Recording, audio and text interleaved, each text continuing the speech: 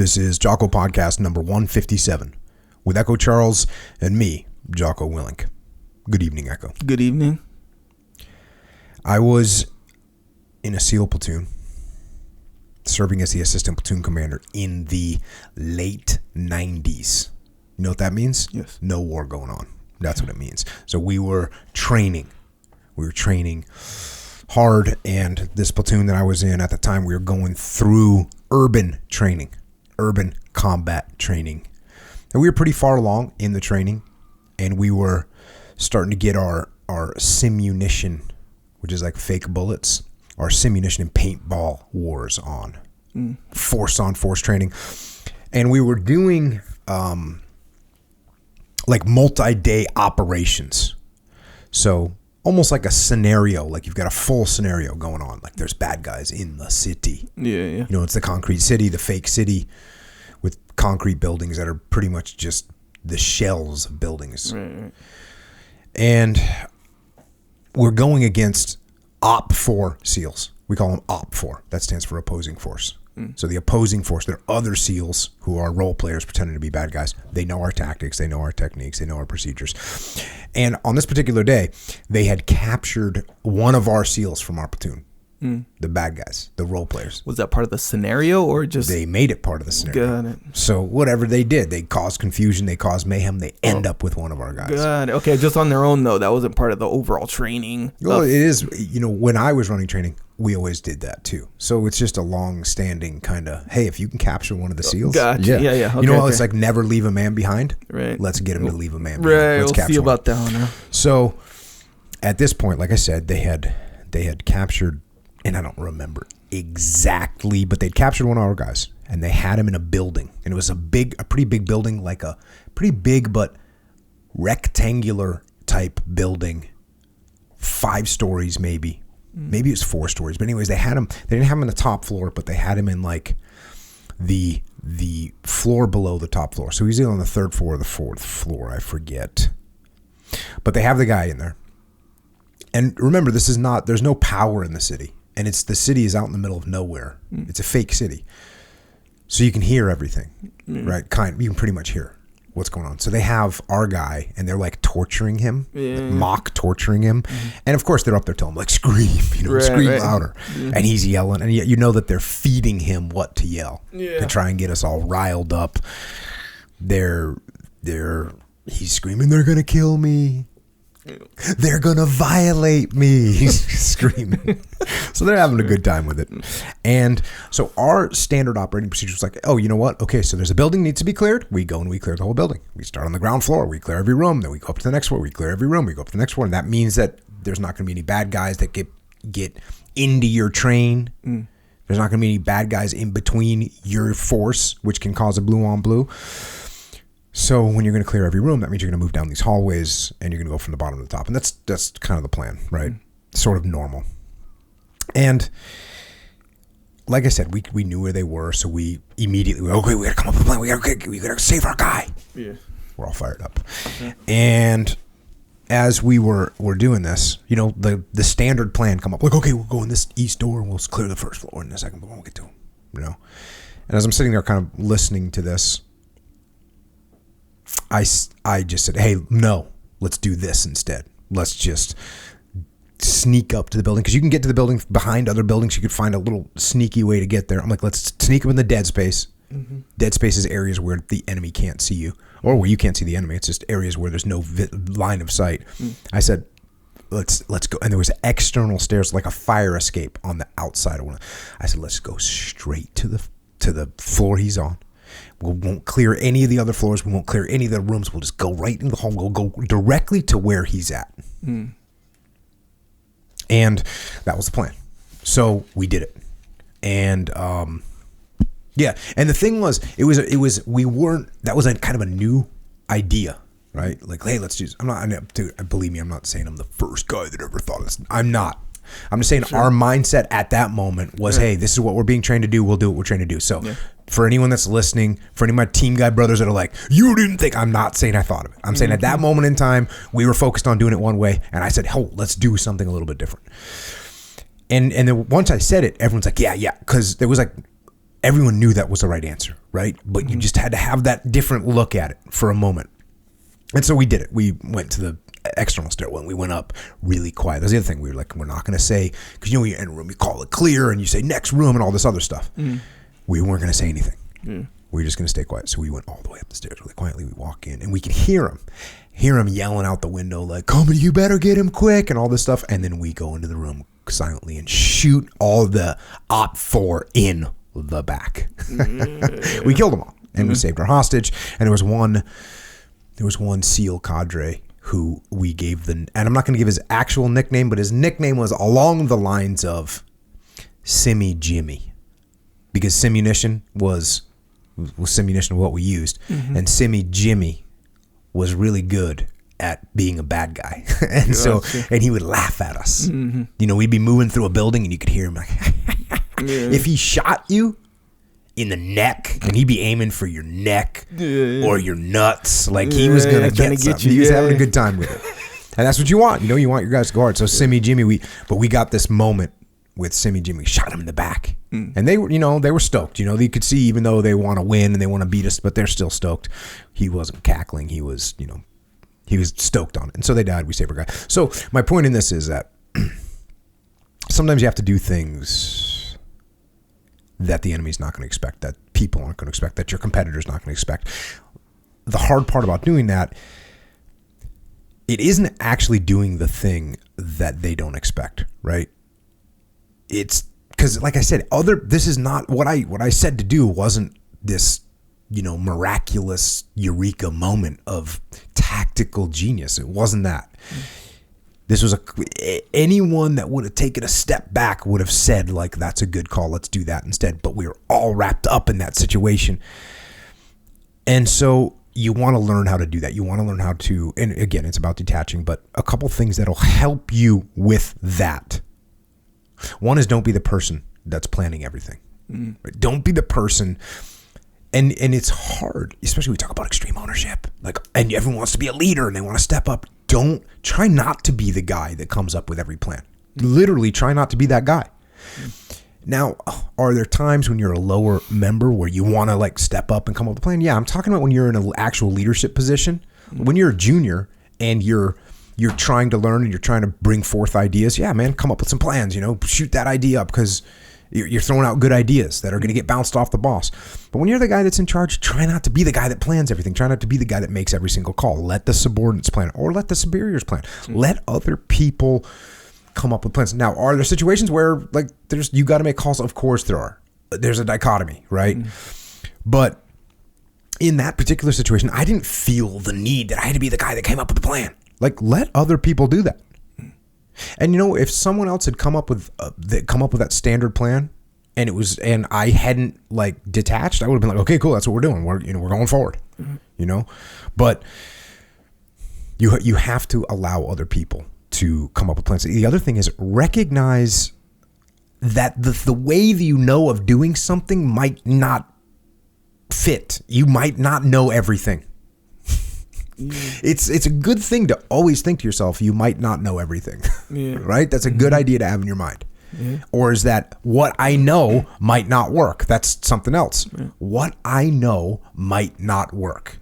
That's another really smart thing to constantly replay in your head. Hey, what I know might not work. That's it.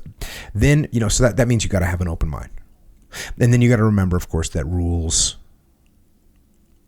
sometimes you have to break rules.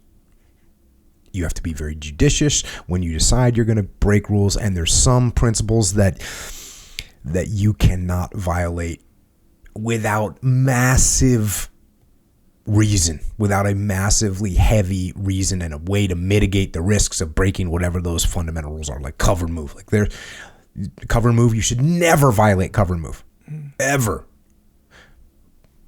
Except for when it just makes sense that you need to violate it. So that story right there kind of leads into the first question of Q&A, which we haven't had Q&A in a while. And the first question is, well, go ahead. First question. You recently said Hackworth was a rule follower most of his career, but in About Face, the book, he always talks about how he went against his commander's rules. How do you play the game, but also act like Hackworth? Yeah, and so this is a classic example of the dichotomy of leadership with regard to obeying rules. And Hackworth absolutely obeyed the rules, and he obeyed them to the extreme sometimes. If you remember in the book, he worked in situations where they were like the strictest in garrison. So like not in combat, just in garrison, everything's perfect, uniform. If you remember when General Mukuyama was on, and we talked to him about meeting Hack for the first time, and I was kind of like, what was he like? And he was like, oh, he was high and tight, haircut, totally squared away. That's following the rules to a T. And the other thing that he played the game. Hackworth played the game. He developed relationships with people that were senior to him, people that were influential. SLA Marshall, who he went on tour with, if you remember, through Vietnam. And SLA Marshall, he didn't really even respect, but SLA Marshall had such big influence that he said, hey, you know what? I got to become bros with this guy. Yeah. He played the game because Marshall had influence. And he even took some hits, took a little frag for SLA Marshall. But at the same time, if his troops weren't getting the right treatment that they needed, he would do what he needed to do. He would break rules to take care of them if he had to. And at the same time, he would follow the rules to a T. If you remember when he took over the battalion in Vietnam, the hopeless, and wanted to turn them into the hardcore, he brought all their crap into the middle of the thing and said, we're going to fly it out of here. No more radios, no more guitars, none of this other stuff. You're getting it out. So that's like following the rules to a T. But at the same time, if he needed to like steal food for them or steaks or something to get, he would do that stuff. So he's constantly balancing that dichotomy. Another thing he did is he took these administrative jobs that he hated in order to rise through the ranks, in order to get places, to develop relationships, so he could have more influence. He was assigned to the Pentagon. He in the book, he talks about working in the Pentagon being a claustrophobic hole no more than 20 by 20 feet with 15 other people in it. And he talks about how he'd say your inbox would be filled when you showed up, and the phone would be ringing. You'd be talking to people all over the world. All the people in Vietnam, they're calling you at their time zone. And so he didn't like this job. But guess what? Got the highest possible evaluations when he left. Why? Because he played the game. And he built these relationships with all these colonels and all these generals and all these people that had influence. There's Glover Johns and Pearson and countless others by doing what he needed to do. And then when he needed to, he broke the rules. And sometimes he went a little too far with breaking the rules. And when he got out, when they kind of drove him out after he did the big interview where he said, hey, we're not going to win, they went and drilled down into his camps and looked at the things that he had going on there and said, oh, you're allowing this to happen, you're allowing this to happen. So he left himself a little bit vulnerable by breaking the rules a little bit too much. So a rule to learn from that is like, don't do things that people can hold over you. And for me, the things that people can hold over you are things where you can't stand up and say, yes, that's what I did. Yes, that's what I did. Hey, my guys hadn't had a good meal in 4 weeks. They've been in the field for 3 of those weeks. And when they came out, guess what? I figured out a way to get some steak. And I took it from the rear and I had it flown up using our helicopters. And I had yep, that's what I did. And if you want to drop the hammer on me for that, got it. Yeah. Now, if you do that, that's cool. But there's some things where you break the rules where maybe you wouldn't be able to stand up tall and proud and say, this is what I did and this is why I did it. Yeah. So you don't want to be careful that you don't do things that will allow people to hold things over your head. Yeah. And for me, things like that are things that you can't stand up with your chest out and say, this is what I did and this is why I do it. I know it wasn't within the regulations.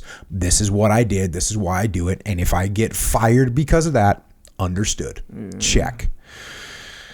Now, here's where you get here's where we can question Hack for sure. Let me ask you this. If Hack would have, so he didn't play the game. At the end, he didn't play the game. He went on an interview and said, hey, we're not going to win the war. Not the way we're fighting. We're not going to win the war. Within a few weeks, he was driven out of the army. He didn't play the game at that moment, right? So let me ask you this. If he would have played the game just a little bit, just said, look, we need to change our strategy if we're, you know what I mean? If he would have just, and then he would have stayed in. And then he would have perhaps gotten a promotion and perhaps gotten to a position where he actually had influence over the way the war was being fought. If he had done that, would he have been better off? Would he have been able to better help the situation? Because I don't know, once they drove him out, it's not like that interview. Well, I don't know. We'd have to check the historical sort of results of that interview. It certainly started to sway public opinion, and maybe that, maybe in his mind, hey, I need to tell everyone what's going on so we can get out of here. Right? So maybe that was the intention. Maybe that was the result. Maybe that helped shut down the war eventually. But maybe if he would have continued to play the game, he could have gotten to a position where he had even more influence and could have changed the way the war was being fought. I don't know. I'm sure we could have a long debate about that, but that's, as a leader, something that you are going to have to weigh out all the time. And there's situations where, and actually breaking news today, General Mattis just put in his resignation for being Secretary of Defense.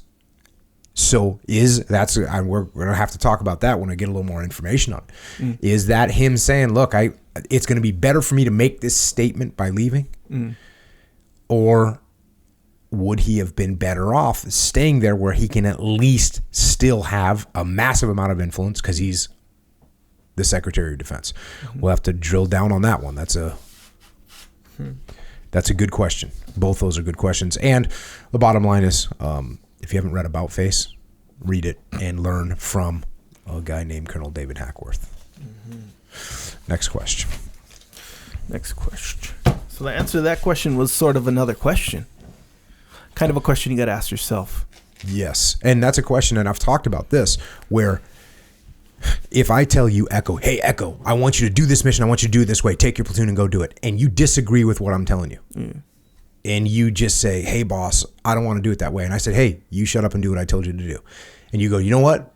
You can fire me, but I'm not doing it. And I go, okay, fine. You're fired. And I get Knucklehead over here, who's a yes man. It comes in, and I tell him to go do the mission the way I told him to do it. And he goes and does it and gets everyone killed. Would it have been better off if you said, okay, boss, I get it. I'll do it your way. Here's some things I'd really like to not do. And you go, no. I said, no, shut up. And then you take your guys, you mitigate everything that you can. Actually, there's an example of this in Band of Brothers, where Major Winters is being told, hey, send a reconnaissance element across the river again tonight. And he doesn't want to do it. The war's almost over. They had taken some casualties, I think, the night before when they did the same type of operation. And he just says, got it, boss. And then the guys go and they sit in they pretend to go out, but they really just sit in the basement of a building on their side of the river. And then later on they say, yep, we went, we came back, we didn't find anything. Okay, cool. There's a perfect example. Imagine if Major Winters, Dick Winters, was like, we're not doing it. And now you get in an ego contest with the colonel who's like, oh, yes, you are. No, we're not. Okay, fine. You're fired. Let me get Knucklehead over here who's going to do what I told him to do, who's a total yes man. And now we take that risk and guys get killed. So who is it? There's a Dick Winters played the game. He played the game so he could still have that influence and power and still protect his guys. Can get complex. It's that's why leadership is hard. Yes. It's weird though, because when you say it's complex, when you say leadership is hard, at the same time, like if you're a principled human being and you have principles and you know what's right and you're doing the right thing for the right reason, the decisions are actually usually a little easier. Clear, clearer. Yeah, they might not be easy, but they're clearer. Like, I know what I'm supposed to do here. Yeah. I got it. Yeah. I'm gonna figure this one out. Yeah, and this I think applies to most scenarios where, like, if you think of the big picture where if you're like, hey, I'm going to consider myself after everything's going to be said and done, it kind of goes along with what you said, like, oh, can you stand up and be proud? If you consider, okay, look back, because there's going to come a point where you're going to look back on this and you're going to feel the way you're going to feel right now. But later on, how are you going to feel about like how you handled it? Yeah, what decision you made and how you made it. It's a good thing to tell kids too. Yeah. Like, would you, if you're at a party or you're wherever and something's going on, would you be proud to stand up and be, hey, here was the situation. Yeah. And this is what I did and this is why I did it. Yeah. If you can't, maybe you should really reconsider what your actions are going to be. I know, man. Because a lot of the time, especially as a kid, as an adult too, a lot of the time it's like they're literally the opposite decision. You know, like, especially if it's one of those like go along with the crowd kind of scenarios, where it's like, oh yeah, it's easy to go along there. And when you're a kid, especially when it involves drinking and stuff, sometimes there's really no consequence. Whatever, you did something dumb, no one gets hurt or dies or nothing like that. Yeah. But every once in a while there is. Yeah. But so it's like, it makes it harder because you don't, like when you go do something, I don't know, dumb, I don't know, go jump off a bridge, I don't know, something, drink and drive or whatever, and no one dies or nothing big happens, it sort of reinforces that maybe it might be okay. You maybe be able to slide with this behavior a little bit, Yeah. But at the end of the day, if you can clearly see that big picture where in the future you're going to be looking back on how you handled it. Yeah. Here's another thing, same concept I told my guys was, you just might as well act like CNN is recording what you're doing and it's going to be on CNN. Right? That's so if you want to act like an idiot, guess what? It's going to be on CNN because someone's got a camera somewhere around there. Yeah. And you might as well be saying that today as a kid, as a teenager. Yeah. You might as well be saying, yep, this is the next viral video. This is my 15 minutes of fame is going to be me doing whatever I'm doing right here. About to do. Yeah. So got to watch out for that. Learn from hack. Next question. Jocko, I struggle with receiving banter from other guys. Banter. Okay. I'm naturally a sensitive guy, which lends myself to take normal smack talk from other guys personally. I'm trying to get after it. I wake up early, I work out, I eat healthy, work pretty hard, but still seem to have some deep-seated insecurities, which flare up when guys give me stick. I have some bloody good mates, and I want to get to the point where I can take smack talk for what it is and even give a bit of stick back to the guys. What can I do to help this? Here's one thing that you can try to get into your brain. And this is one of those things that's hard to get into your brain. And it's even harder to actually get it in your brain and functionally use this thought. Here's the thought. The more, okay, if you're paranoid about something, if you're insecure about something, the more you let things bother you, the more insecure you will appear. Let me say it again. The more you let things bother you, the more insecure you're going to appear. And the worse, whatever that thing that you're worried about, whatever that thing that makes you feel insecure, the worse it's going to appear to everyone else. So if you got a big nose and you're embarrassed because you got a big nose, and every time someone says something about your big nose, you get mad and you get offended, that big nose grows even bigger. So think about that. If there's something that bothers you and you let it be known and you let it bother you, the worse it's going to get. And also think about this. Another thing that will help. These are things I'm trying to help sort of smooth the edges of insecurity. Here's another one. People, even though you think they are, and it's kind of egotistical to think this, but we all do it. People aren't sitting around and thinking about you and your weaknesses. Yeah. No, they're not sitting around and thinking about you and your weaknesses. They're not. Like, that's your ego telling you that. So don't sit there and think everyone's looking at your big nose all the time. They don't care. They got their other problems. They got their own life going on. They don't care about your big nose. No, they don't. You know what makes them care about it? When they know if they say something to you, it bothers you. Oh, yeah. That's the first thing they're going to think when they see you again. And you're like, oh, here comes the good time. Some fun right now. And here's another thing. If you want to kind of mitigate that, man, do what Mark does in Way of the Warrior Kid. When Uncle Jake says, hey, if you're getting made fun of, because in Way of the Word, you call him plate face. Yeah. Saying Mark, oh, you got a round. This guy Nathan James is telling Mark, oh, you got a round face. You look like a plate. He calls him plate face. That's his insult.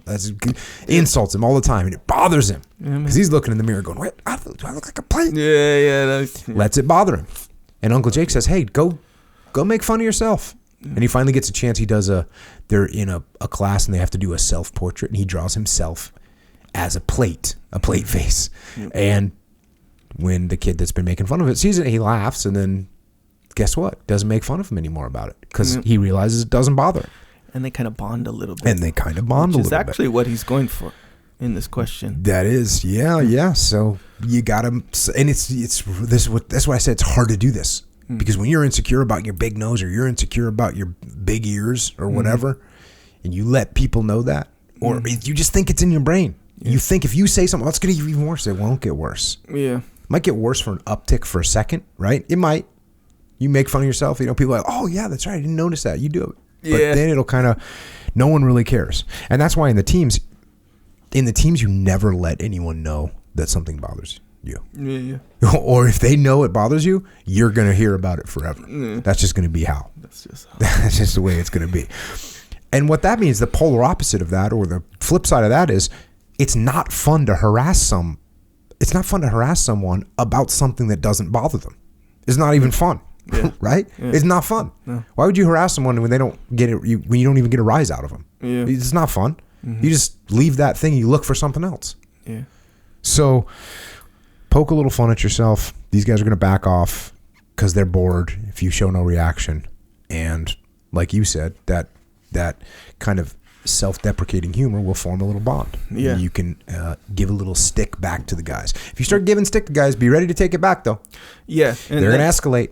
Yeah, and that's just how, I grew up with two brothers, one twin brother, and that's that's literally the foundation of our relationship. It's just you tease the other guy about something, everything. Like he can come in with a new shirt on. That's a SEAL platoon. Yeah, like everything. Oh, we'll be like, oh, new shirt. Oh, like, bro, it's not even something to tease someone about. Do they sell men's shirts where you bought that? yeah, whatever. Yeah. It's literally it's so bad to the point where when I got with my current wife, when we started dating or whatever, like it's just habit, like even you, like same thing, like you'll give me crap, I'll give you crap, whatever.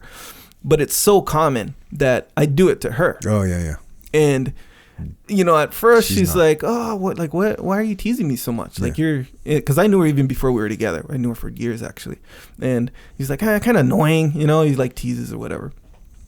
And I had to like reel it back. Put yourself in check. Yeah, because that is so much of how guys do it. 100%. And I've told this story before when I was going to college and I wasn't around team guys all day, and I started doing the team guy thing with my wife. And after like 3 months, she's like, "Hey, I'm not in the teams, so you can be quiet now." And I was like, "Wow, she's right." And I didn't even realize it because that's just all day long. You show up in the platoon space, and it's verbal sparring. Yeah. As soon as you walk through the door, somebody's gonna say something. They're gonna bring it. And what's interesting is how he's like, I want to get to the point where he can smack talk. The thing is, I would agree with this, probably even 110%, which is hard to agree 110%. But I feel this way probably stronger than him. Like, you ever been around someone who like you just can't really joke around with? Like, I'm not the kind of guy who I'll tease someone and try to like make them, especially if I don't know them good or whatever. But if you're around someone who like can't really take it, you can't joke around with them. It's like, man, I don't want that guy to be there, man. So I wish he just wasn't. I'm not mad at him, but I don't want to hang around with that guy. You don't want to be that guy. No. So even if like, especially at first, like let's say, okay, I'm this guy right here. The worst is someone that can dish it out but can't take it. Yeah, but what do you mean? Yeah, that is the worst. The only reason I wouldn't say he's the worst is because if he's dishing it out and he can't take it, it's kind of, you get a payoff of teasing the guy.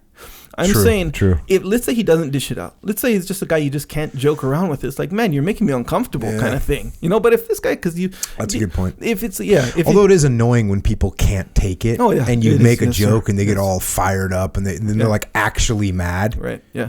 That's not that is fun. annoying. Yeah. That's how you end up with people that aren't really your friends. Aren't Those really people your aren't friends. Yes, exactly right. So, but yes. So you get there, man. I say get there. And at first, and you kind of made it really clear to me how, when you make a change or something, it's not going to, boom, you're off to the races with the change, going full speed, what do you say, low drag? High speed, low drag.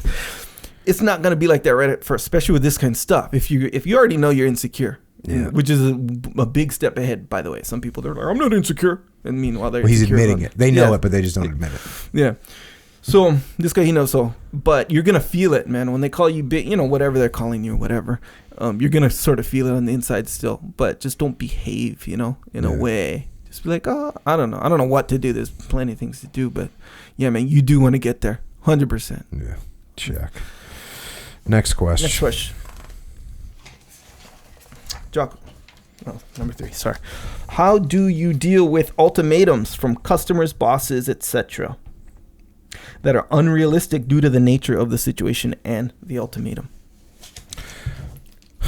What I'm going to do with ultimatums is I am going to tell the truth about the situation to them. But first, I'm going to tell the truth about the situation to myself. Because you got to look at the situation and say to yourself, is this truly unattainable? Like truly unattainable. And sometimes, even though it seems truly unattainable, but then when you actually think about it, you realize, oh, I could attain this. I can make this happen. I'm going to have to sacrifice whatever to make it happen. I'm going to have to it's going to cost me or the team or the company something in order to make it happen. Like, oh, you want that done? You want that project done by, the 15th? Cool. We'll get it done. But here's what we're not going to be able to do. Or here's what I'm not going to be able to do. Yeah. And I'm also going to make sure that I pressure test the ultimatum against me giving the absolute full measure of effort. Right? Like, how if I go 110%, right? Sure. Not even 100%. Beyond. You're going to give everything you can. Is it achievable? Because a lot of times people, that's an ultimatum, can't make it. Well, as a member of a team, I want people's attitude to be like, you know what? We're going to do it. We're going to get it done. No one else will be able to do this, but we're going to do it. Watch. That's I like saying that sometimes. What? Watch. I used to say, watch me work. Yeah, where I got it from. Some movie, probably. So then, okay, so now you tell yourself the truth about the situation. You figure out that there's truly under no circumstances that this is possible. Then it's my time to tell them the truth, which is like, listen, and I'll get my data together. I'll get my information together. I'll explain to them why I'm not going to be able to physically get this done. It's physically not possible. And then, what the shortfalls are going to be. Now, and once I explain that to them, if they're completely unwavering, because if you explain everything and you put your data together and you say, look, the bottom line is to assemble this many pieces by our best 2 people on the team, it takes them an hour each, and you want us to assemble 14 of them in 3 hours. It is not possible for us to do that. And even if you gave me more people, it doesn't matter. They don't know how to do that. So it can't be done. I need at least 6 hours with those, whatever it is. If they're unwilling to waver on the ultimatum at all, like, no, go, you need to get it done. You need to get it done. Well, then what I'm going to do? Okay, I'm going to try my hardest. I'm going to buckle down. I'm going to do my best. I'm going to see how close I can get to achieving the goal. I'm going to have fun. I'm going to go so hard that it's going to get nuts. Like, we're going to get it done. Yeah.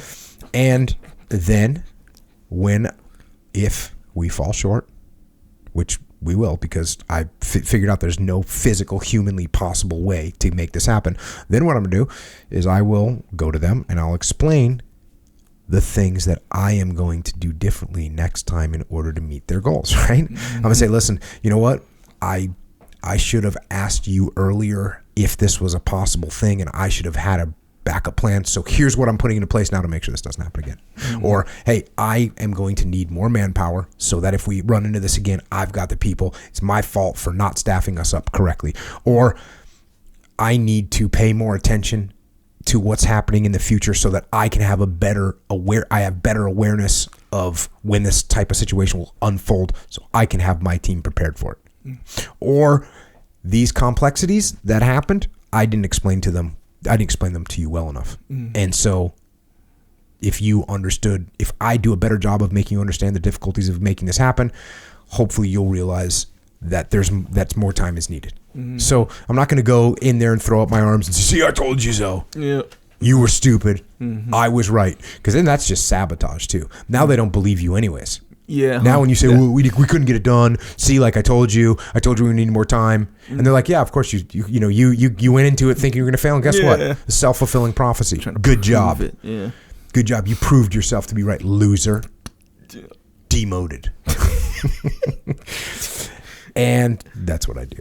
Up and down the chain, by the way. Ultimatums can come up and down the chain of command. Hold the line. Do your best. That's what you do. Yeah, that seems... And tell the truth. It all starts with telling the truth. Yeah. To yourself. Yeah. And then to your people that you're customer. Yeah. Client. I want this foundation poured by such and such a date. Yeah. Hey, we will do our best. Here's the shortfalls. Yeah. Whatever. Yeah. Like that's the way it is. Yeah, and that's a big one. Yeah, like where I kind of learned this from you, where it's because you can like to tell you like, oh hey, this can't be done. Like you get to the point in your mind where you're like, we both know it can be done, but I'm just, given my current rest and sleep schedule and, I got this show I like to watch at night. That'll kind of, it's like that kind of situation. Hawaii 5-0 out. We don't want to miss that one. Exactly. So it kind of shapes up to be like that, where it's like, look, we both know. And I don't know, like if there's a boss who's like just grinding someone into the ground, okay, that's a whole different scenario. But yeah, at the end of the day, like if you're truthful and it's like, hey, get this done or you're fired kind of thing. And then you start with the truth that you say, you'd be like, can I get it done? And then you really think, let's say like you were going to die or something. I don't know. Mm-hmm. You could get it done. Yeah. A lot of the time. I'm not saying all the time. Of course. The amount of times in my naval career, let's call it, when I was in the Navy, that guys said to me like, we can't do it. I can't even remember times like because guys would just be looking at me like damn it, like I know yeah. They wouldn't be like, well, I don't know, Jocko. I'd be like, hey, look, here's what we got to get done. Yeah, think we can do it? And they'd be like, yep. Good, because we're about to go get some. But yeah, and obviously some situations are more serious. Like you're not gonna. I don't know. Yeah, for sure. But yeah, that telling the truth thing.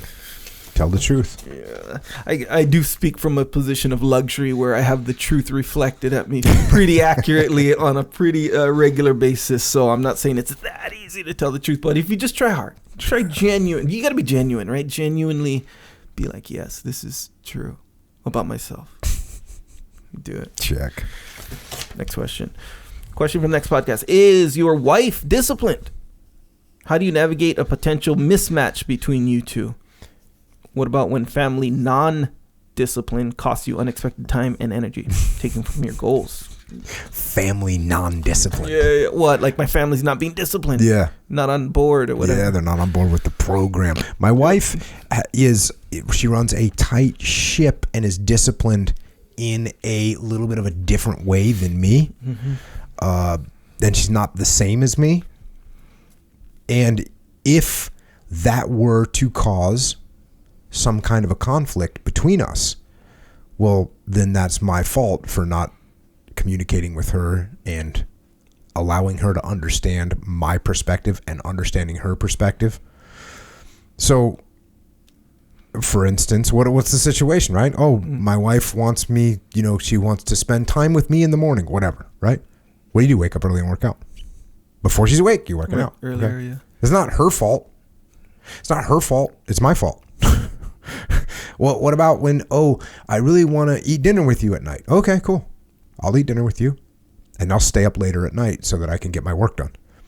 And that's fine. You go to bed. That's not my responsibility. That's not your responsibility. That's my responsibility. It's not your responsibility to mold your life around my whole life, right? That's not the way it is. And by the way, when the family is doing something that is taking away, what does he say, my energy? Taking away my energy and taking away my time, then I fix that problem. And when I say that I fix the problem, I don't mean I fix them. Yeah. I don't mean that I impose my discipline on them. Yeah. It might involve some adjustments or some attempts to get adjustments, but I'm not. Be this really simple. I don't blame my family when things don't go right. Yeah. I couldn't work out today because my kid was sick. My daughter spilled the milk, and it's like, hey, this is the same. This is just about ownership. Like, if you just want to blame your family when you're weak, or you make a mistake, or you didn't organize, or you didn't explain to people correctly, then that's the way it is. I can say this too. Your family is not you. Your family is not you.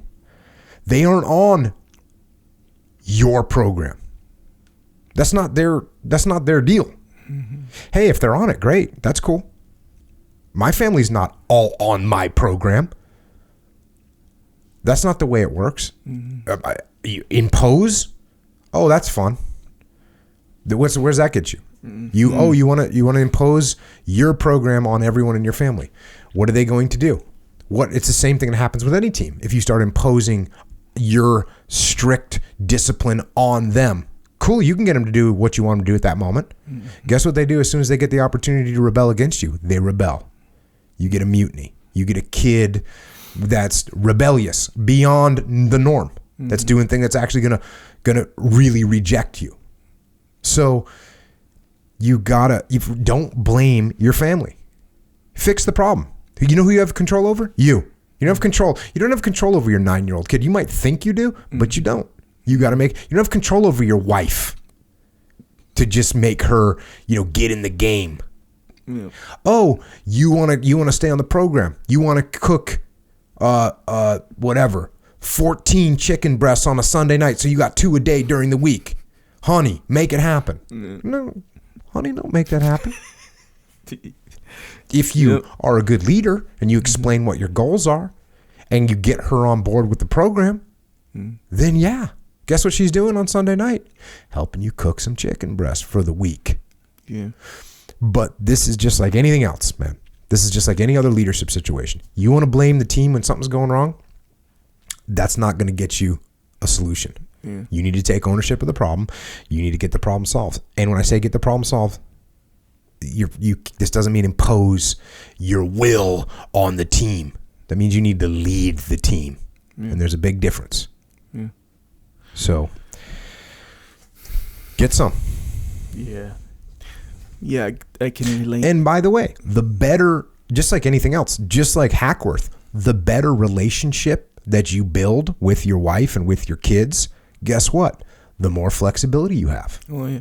The more the leeway they give you. Mm-hmm. The worse relationship you build with your wife and kids, the less flexible and the less leeway and the less chicken breast you're going to have cooked for you. Yeah, it's true. They're not in the game with you. Yeah. So build a relationship. I know that might sound like oh, well, we're married, so we have a relationship. Not necessarily true. Yeah. Build a relationship. Yeah. Make them understand where you're coming from. Make them understand what the strategic goals are. Yeah. Make them understand, just like in a leadership situation, make sure they understand how the strategic goals that you're trying to achieve for yourself will then come all the way back down and impact them in a positive way. Because by the way, if you're doing things strategically that are going to help you, that are going to screw over the rest of the team, or in this case, family, guess what? You're not going to get support for those goals because they're not helping out the team. If you're doing it for yourself and yourself only, that's problematic. Yeah. So if you're, hey, I want to work out. I want to get, I want to work out. I want to train jiu-jitsu every day. Okay, well, how do I benefit from that? Yeah. Honey. Yeah. Okay, well, let me tell you how. Here's my plan. in 6 years, I'm a purple belt right now. In 6 years, I'm going to get my black belt. And when I get my black belt, we're going to open a school. And when I open a school, guess what we're going to do all day? We're going to teach jiu-jitsu. We're going to hang out at our gym. We're going to have a good time. That's a strategic goal. I need you in the game with me right now. That's totally different than I want to train. Yep. I'm a man, yeah. Don't keep me from this. Don't keep me from this. Well, yeah, and that's depending on who you are, obviously, but I would even say that's even, speaking from my own experience, that's even over saying it, really. Like, let's say you take jiu-jitsu or working out or whatever. Yeah. Like, to do that. But I get the example for sure. No, you're going to say something much more simple. Like, hey, easier, way more. Babe. Just say, hey, this part of my life, even if it's new. I know our family's chaotic. You need my help with the kids and whatever. Be like, but hey, this means a lot to me, and it makes me feel good, makes me, a happy person or whatever. Can me and you, can we make this work? Yeah. Can we do it? What do you want from me? You know how you like this other thing? Sure. Yeah. I want to support you doing that. Here's where I need support. Yeah. You're right. Yeah. This thing puts a smile on my face. Yeah. You want me smiling around here? That's what. And people, I'm sure someone's going to bring up the fact that there were times when I was in the games and I would come home from work at 7:30 at night. I'd pick up my gym bag. I'd drop off my work bag, and I'd just walk. I'd go, oh, hey, hon, I'm going to train. Yeah. And there was a few times where she did not want me to go train. Tears in her eyes. You got to be kidding me. You've been gone all week. You've been gone for 2 weeks. You come home at 7:30 and you're going to go train instead of eating dinner with us. Yeah. I was like, yep. The reason I bring that up, because I know someone's going to bring up, that's not good leadership. Yeah. That's not me being cool. Yeah. That's not me building the relationship. That's me moving in the other direction. Yeah. So that's not what I'm saying to do. But if you come home, hey, look, here's the deal. Here's what's going on. Here's why. You know what? I come home from work. I got a lot of stuff in my brain. I'm in a bad mood when I come home. And I don't want to be in a bad mood around you. Don't want to be in a bad mood around the kids. I'm going to go train for an hour. When I come back, I'm going to have a smile on my face. Watch. Boom. Yeah, man.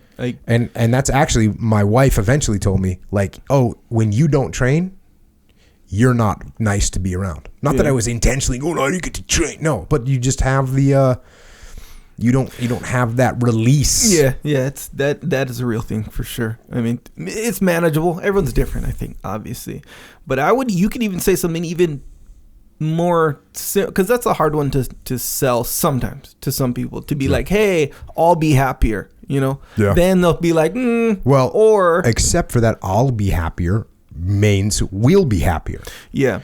And you're right, though. You got to give and take, right? You got to say, okay, what can I do for you? Exactly right. That's what it is. Be like, hey, this means a lot to me, and usually, in a relationship like that, they care. If something means something to your husband and wife or whatever, like, that's not nothing. That's something, Look, if you're a husband and you say, this jiu-jitsu means a lot to me, therefore you need to sacrifice your whole thing to accommodate it, you can't do that. Yeah. But it's not nothing. So you can say, like, hey, as a leader, you can't have the team sacrifice everything for you. Thing. Yeah.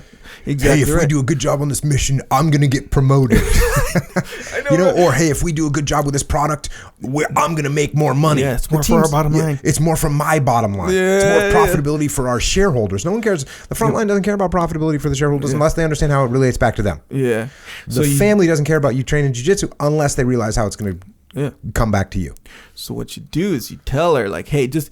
Can we make this work? And actually, however this gets in the way of us, like whatever, like, I want to just in general make that up to you some way. Like, what can I do for you? Like you said, or what do you want to do something? Or let's do this so we can both kind of have something fun. Come with me if you want, but hey, don't just automatically expect your wife to love jiu-jitsu like you love jiu-jitsu.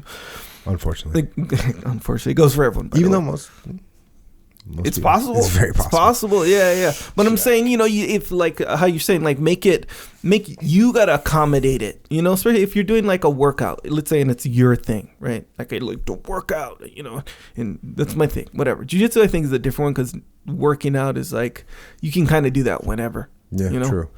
Yeah. But jiu-jitsu is like if you don't get, you gotta go train with some people. Yeah. So yeah, man. If and constant communication too, by the way. Like because after a while, it's like, oh, you're going to jiu-jitsu again. And they're like, the kids kind of need help with the homework, and I'm swamped with this other family stuff, kind of thing. But if you're constantly communicating, and then she'll tell you, hey, do you mind not going on this day because of this? And you're like, okay, me going this specific day, is that more important than the help that they need with the homework? And you can accurately kind of navigate your way through your new situation, But yeah, you got to keep talking on that one, because some people, they think, oh, I can go jiu-jitsu now. I don't just say nothing about it. I'm just rolling out under every circle, Doesn't work like that sometimes. Yeah. Don't be like me in that situation. Don't be like Jocko. My wife was very understanding. Yeah. So that's crazy. Check. Yeah, my wife probably would have murdered me. Like, rightfully so. Like, killed me as a crime. Next question. Would love to hear your thoughts on the dichotomy of honest self-expression versus normal face, and or passion versus discipline. If you aren't caught up on all the podcasts, Normal Face is a game I used to play with my kids where they would have to keep an expressionless face, or what I called the normal face. Good game, by the way. And I would line up my kids, and they would have to keep that face. And then if they changed their expression anyway, I would hit them in the head with the inside cardboard roll of a thing of wrapping paper. Or I had eventually made like foam pieces for it because they were a little bit more durable. And you could hit really hard and it wouldn't hurt at all. So anyways, I know it sounds like you should call child services on me, but it's a fun game to play because as you hit one kid, it makes the other kids laugh, and then you end up hitting them all and everyone's laughing and it's fun. So, and there's also a pragmatic reason to do it because it teaches people to control their emotions. And there are many times where you have to learn to control your emotions. And as kids, if you learn to control your emotions, it's going to be beneficial for you in many ways. But does that mean that you should keep a normal face all the time? Never show emotions? No, it's not like that at all. There's, like everything else, there's a dichotomy that you have to balance. If your kid wins a wrestling match, you should be happy and great and smile and yeah, high five, right? That's cool. If you bite into a amazing piece of prime rib that your wife cooked for you, then you should raise your fist to the air and say yes. My wife, the first time she ever cooked prime rib, she's we didn't know this, but she has a talent. She cooks dry chicken, prime rib. She knocks it out of the park. Okay. First time she ever cooked prime rib, and I smelled amazing. I was like, oh, I took my first bite. I looked at her and I looked up at her and I said, I want to redo our vows for marriage. Renew the vows. Yeah, renew the vow. What does it redo? Renew the vows. So yes, scenarios like that. Yeah, you want to show your emotions, and here's something: if your team slacks off, and if you fail the mission, you fail the task, of course you're going to own it, but you might want to show a little anger about what happened, so that everyone knows, like, oh, Jocko doesn't normally get mad, and he's mad. And so we really did something bad. And even though you're blaming on yourself, like, I can't believe I let this down. You know what I mean? Like, you show a little bit of that, people go, okay. So there you're going to show some emotion. If you get bad, and if you get news that you got a friend that died, you got to let those emotions out. There's all kinds of situations where emotions are not only acceptable, but they're needed and they're required. And in fact, if you don't have emotions in those situations, that's horrible. You need to have them, not only as a person, as a human being. You need to let out your emotions sometimes, but as a leader, if you don't show any emotions at all, no one's going to follow you. There's no connection between you and the people on your team. And if you just sit there and think about people that you've worked for that didn't show emotions, you had no connection with them, you don't care about them, you'll leave, you won't go the extra mile to get the job done. So you have to show emotions. But of course, there are many times in life, in the world, where showing your emotions are going to have a negative impact on your situation. You give up the takedown in a jiu-jitsu competition, and you show it in your face. That person just thinks, I just broke you, right? Yep. You don't want to show any emotion there. Boss tells you you're getting stuck with the underperforming team. Don't show any emotion, right? Don't, oh man. Don't do that. But hey, what about this? Here's a good one. Boss is giving you feedback that you don't agree with. Roll your eyes. You know what I mean? The heavy sigh, the clenched teeth as you're trying to listen with this person. You don't even respect him. He's telling you, what's that going to get you? Not going to get you anything. Then showing that negative emotion there, you need to keep normal face in that situation. Your kid's doing something that's annoying. It's trying to test your patience. And they're just trying to piss you off. Don't let them. Keep it in check. Get told to go to the other line in DMV after you've been waiting for an hour and one. Don't freak out. Don't show any emotions. Got it. Yep. Here's another one. We already talked about this one. Your friends are poking fun at you because you missed a shot at the range, or you got lost on a land navigation course, or whatever. Don't get all mad. Don't get frustrated. Don't show any emotion. You know, they make fun of your haircut. They make fun of your accent. They make fun of whatever. Don't show emotions. Don't freak out. That's the other balance. Now, there are also times where you might have to force yourself to show some emotion just to get the point across, right? Your kid hasn't listened to you after 5 or 6 violations. You might have to show some anger. Or they do something that's going to get them hurt, right? You got to show some emotion so that they realize that was real. But flying off the temper and flying off the handle and losing your temper is almost never does you any good. So, yeah, you have to be balanced. In order to be balanced, you have to be in control. And in order to be in control, you have to detach from your emotions so you can control your emotions and not let your emotions control you. Yep.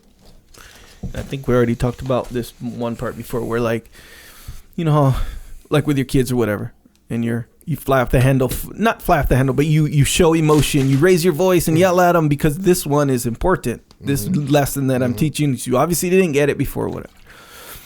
Here's the thing, you can't do that every single time. You know, every single lesson, like, okay, it was effective when I raised my voice. Let me just raise my voice now, right? Logically, if that is what induces their compliance, let me just do that.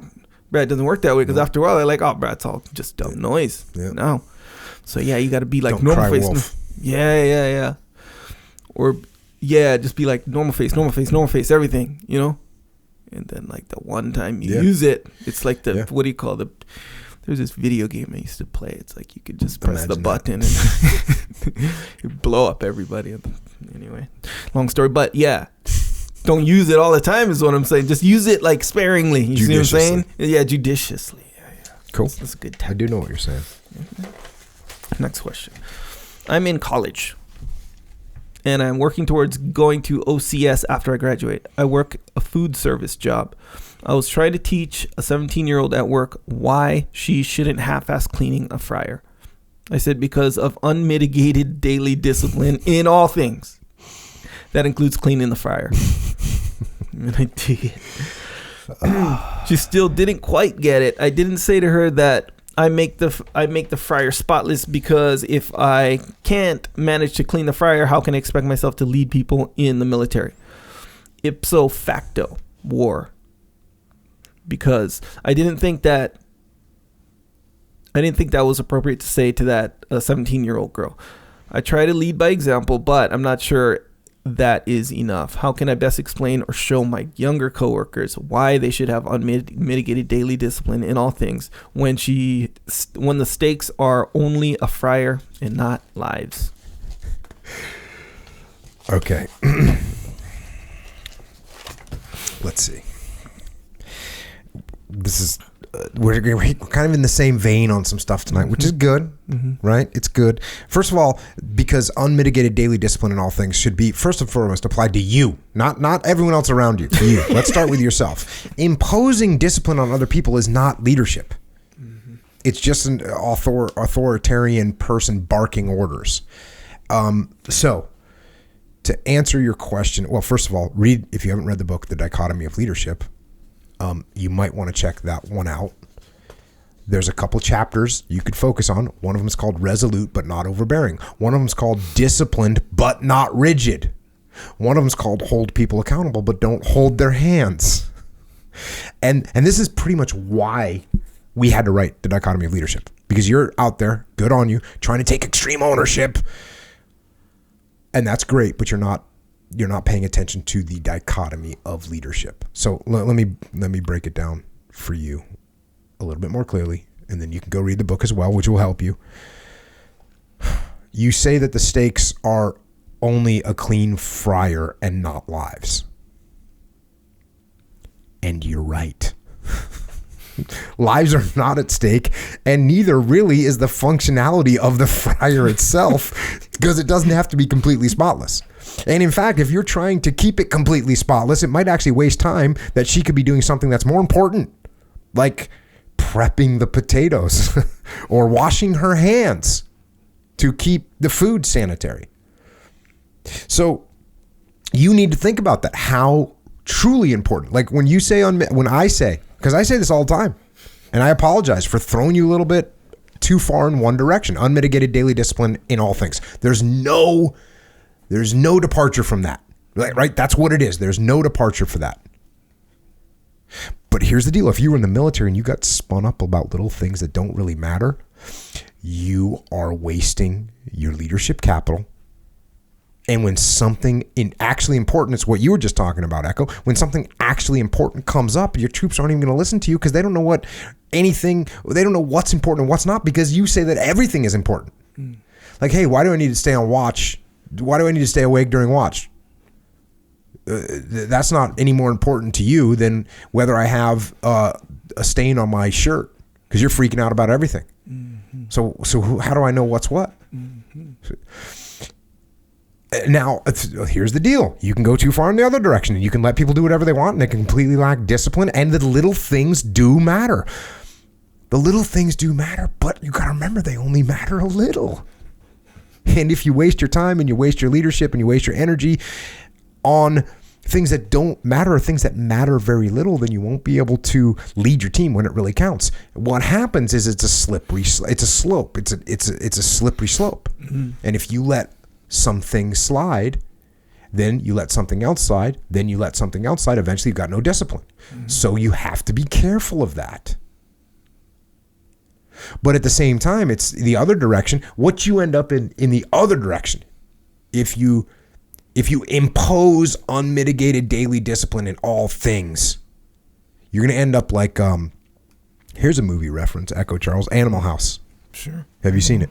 Yeah, I was young though. Okay, so you don't remember Niedermeyer? The ROTC guy that's just yelling at everyone. Yeah. You're worthless and weak. He's like that. He's a guy that's just barking and going crazy. And that's a comical example, but I'll tell you what, you want a real example? A real good example that you can check out. Once again, go and watch the first episode of the Band of Brothers series and check out Captain Sobel,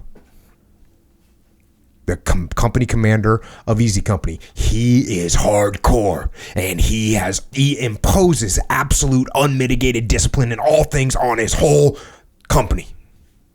He holds the line. Mm. Oh, dirty weapon. No liberty for you. Mm. Pass revoked. Rust on your knife. Pass revoked. Uniform. Out of uniform. Creases in your boots or creases in your pants. Out. Pass revoked. Oh, that guy's doing it. He's doing that unmitigated discipline in all things. And guess what happens to him? He gets fired. His troops hate him. Mm. He's worried about things that don't matter. Dick Winters, totally squared away. Worries about things that are important. And as an individual, and if you remember, I don't even know if they show this in Band of Brothers, but as an individual imposing discipline on himself, guess what he's doing during the Battle of the Bulge? Battle of the Bulge, middle of the winter, snowed in, don't have winter gear, they're freezing, they're dying. What's Winters doing in the morning? He's up and he's shaving. He's getting up and he's shaving. His battalion commander comes over and is like, bro, are you sure you need to shave? He's like, okay, just holding the line. So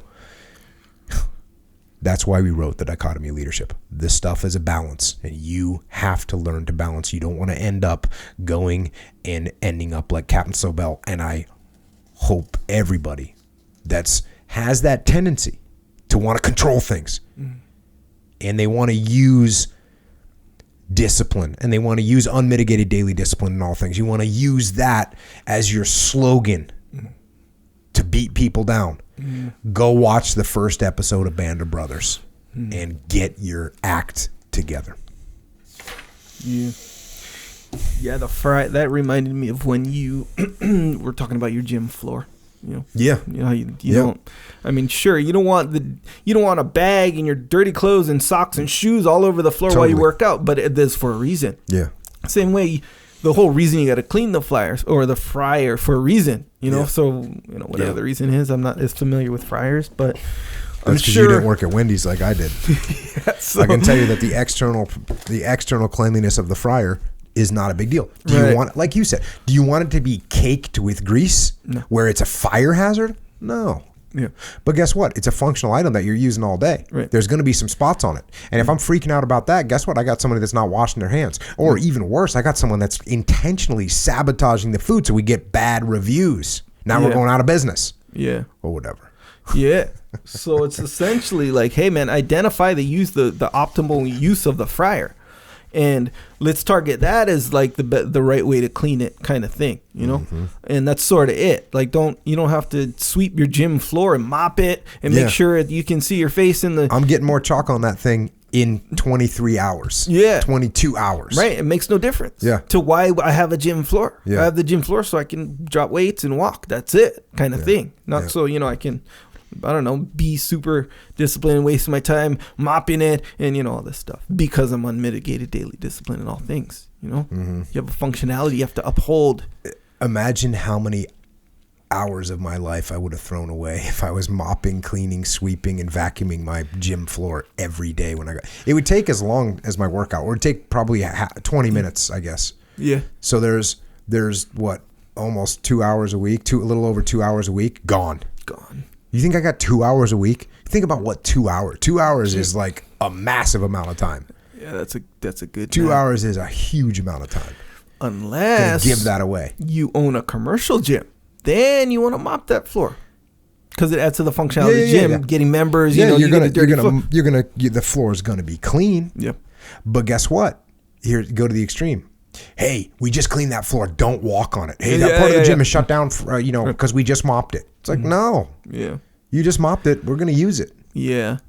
So it's kind of at the end of the day. It's kind of like what? Unmitigated daily discipline in all things that are functional. That are functional for sure. Yeah. That are for yourself. Put that on yourself. Yeah. Put that on yourself. And here's you really want to take this to the next level? Yes. Be disciplined in how you impose discipline on people. Don't just let it run wild. You have to have discipline in it. That's the way it is. Yeah. Yeah, it kind of does, paint that picture, how you're saying. Every time I get these questions, it's like, I'm so happy we wrote The Dichotomy of Leadership. Yeah. Because there's the answer. Yeah. That's the answer. The answer is this. All this is a dichotomy. Everything is a dichotomy. And people don't want it to be a dichotomy because dichotomies are complex. Yeah. Dichotomies are hard. Dichotomies takes skill to learn to balance them. It takes awareness of the situation. Yeah. It's hard. It's so much easier to say, oh, you just impose your discipline and make everyone do what you want them to do. Like, you can't do that. You'll end up with a mutiny. My second platoon, when we had a mutiny, we worked for a guy that made us do everything his way. Mm-hmm.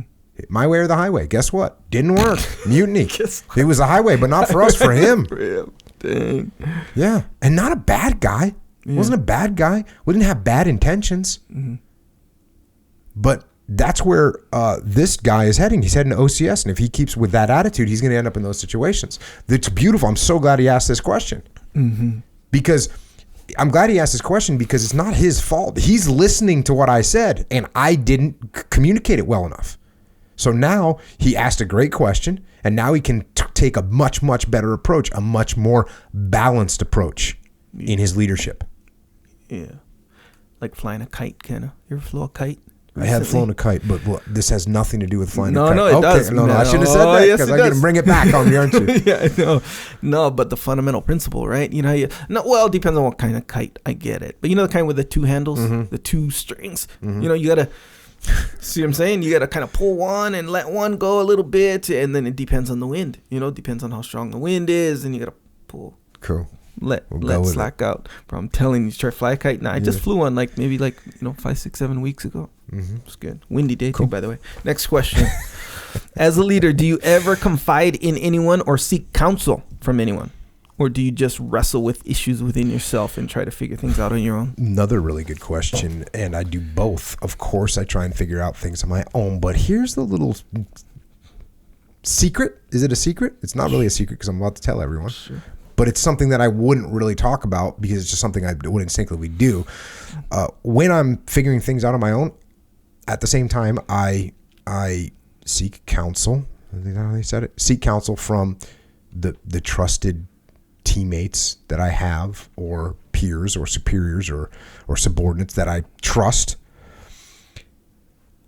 But when I counsel them, when I seek counsel, when I ask for feedback, while I'm trying to figure out things on my own, I actually keep those thoughts to myself. In the beginning, right? I let other people tell me what their ideas are first. I want to hear what they come up with. Because if somebody comes up with a good plan, we're going with it. Like if it's, hey, you know what? That's a pretty good plan. We'll go with that. Because as I've said many times, I prefer to use one of my subordinates' plan over mine. I would rather use my subordinate's plan rather than mine, as long as it's tactically sound, because then they believe in their plan, right? And if it's not tactically sound, yep, I give them a little nudge to make some corrections and still use their plan because I want them to use their solutions and their plans. So that way, like I said, they have ownership of the plan. And when they're coming up with a plan, guess what's going to happen? They're going to get too close to it. They're going to do what I talked about in that opening story, which is they're going to be at low altitude. They're going to be staring at it right in the face. And I'm going to be allowed to remain detached and remain at altitude so I have a better perspective of the overall plan than they do. And that ends up making me look like a tactical genius, which is awesome. So I guess this is the secret. This is the trick or whatever. Don't talk so much. Don't talk so much. Don't feel the need. Don't feel the need. This is something you have to resist as a leader, as a person that wants to be a leader. Yeah. Leif always says something about people, aspiring leaders, right? If you're an aspiring leader, don't feel like you're the person that has to always come up with a plan or come up with a solution. Even when you are the leader, don't feel like you're that guy. In fact, it's better to not do that. It's better just to think and to just listen to what people are saying and watch their plans come out and get shot down and get reformulated and be improved. And if you hadn't said anything yet, guess what? The longer you don't say anything, the more people are going to listen when you actually open your mouth. So just kind of keep your mouth shut. Now, this is a little bit different because we're talking about like a plan, right? A strategy or something. What if it's something political within your team? You know what I mean? Then what do you do? What I do is the same thing. Like I will think, I will listen, I will discuss things with people and gather intelligence from them. I'll ask them some probing questions. But I'm not going to divulge what my position is because number one, that will influence them. It will make them react.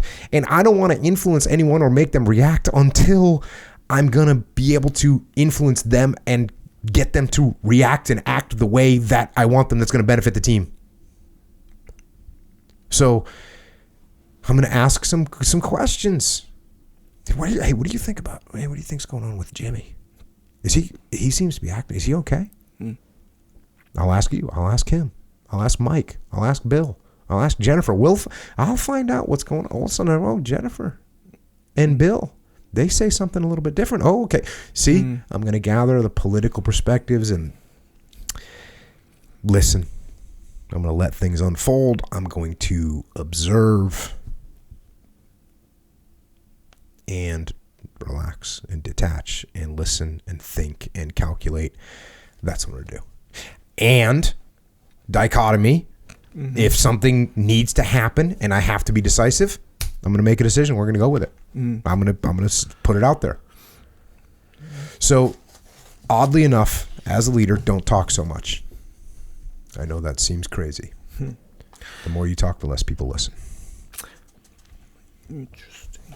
What about in like everyday stuff. I guess maybe this wouldn't really apply to as a leader, but maybe like as a person. You know how like you confide. You know how like I'll have a pro come in and I'll be like, hey, let me get your advice, whatever, about something that obviously I didn't feel like appropriate to like just ask all my friends kind of thing. You know, like, do you ever do that? No. You just mainly think about it yourself. Well, what I would do is, I do what I just said I would do. I'd be like, hey, man, what's going on with this? Yeah. Now, I guess if when you come and ask me something, you're asking me something. You always ask me about something I'm not a part of in any way. Yeah, that's so what I mean. It's different. So yeah, if it's like that, if it's something if there's someone that's completely outside the situation, I'll say, hey, this is what's going on. This is what's going on here. We had this happen. I got this situation. And just, for sure, I'll do that. Yes. So that is good. But if it's within the team, then I generally just won't come out and ask like, hey, what do you, I want to change this. Instead, I'll be like, hey, what would you change about? You know what I mean? Ask them what they think first. Yeah. Because you might have to make some adjustments. If I come in and like, Echo, we're changing the way we record this thing now. Here's what's happening. Yeah. And you're like, oh, okay. And you're listening. And the first thing you say to me is like, oh, that doesn't make any sense. Yeah. Now I'm an idiot. Especially when you say, well, here's why it won't work, Jocko. Boom. You lay out 3 things. Instead, if I was like, hey, man, what would you think about this issue that we're having? What solutions do you think we could do to solve that? Mm-hmm. And all of a sudden I get to listen to your ideas. And by the way, when you come up with one of those ideas and one of them sounds pretty good to me, guess what we're doing? That one. Now who's got ownership of that idea? You do. Now who's all fired up to implement it? You do. Yeah. And I didn't waste any leadership. In fact, I gained leadership capital because now you're like, man, Jocko's like, you trust me, dude. Yeah. It's pretty cool. He's letting me run this. Yep.